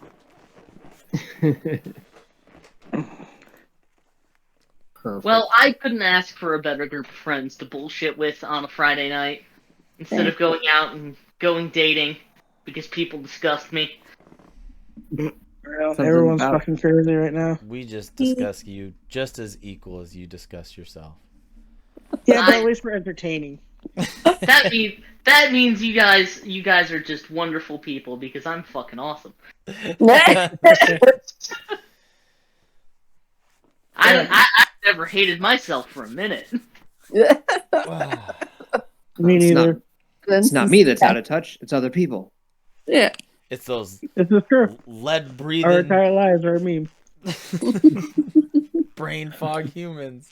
Yeah. What we're talking about. Well, alright, Will, you said you have to get off to get some sort of rest for the con. That's Yeah. the con. He's already off, my dude. Yeah. He's already I'm ready for that con. Oh shit! Sorry, I thought you already logged off. No, I've been here. Hi. I Along I saw you farewell. in Discord, so I thought you had already logged off. Nope, I was getting ready to. I just didn't have like the proper moment to say bye. Anyway, bye you guys. Bye. Along Pictures. farewell. You shouldn't fucking die. I'll try and take pictures, what with my hands being full of chainsaws. Bring a friend. I'll try. I'm have sure a friend. people You will just have send you people Ah. take pictures for you. Yeah, there you go. Pictures for me. It'll be great. It'll be great. Good night. Bring a Hey. Have a friend. good one, Will. Right, bud. I think I'm gonna sign off too. Agreed. Yeah, I think What I'm time right is it? behind him. But again, guys, thanks for doing yeah. this. I think I thought it was awesome. Yeah, Let Good me have fun. know what the subject is for the next for the next session of Behind the Screen. Mm. It was so much fun. It's pulled me out of RimWorld, and that says a lot. Whoa. You got him to put down He RimWorld. was fucking Even engaged. D&D doesn't do that all the He time. was engaged. Black market organ trading. I think it's Yeah. because we got to nitpick and everyone got to say exactly how they feel about the game, and it's so good to hear that it's everybody doesn't follow the same path, but everybody goes in the same direction. I Yeah. like it. It's your free time. Right? Yeah. I mean, why else would anyone do anything? It's Friday. Yeah. Hey, Have a good one, folks. I- Yeah. Take care. Good night, everyone. All right.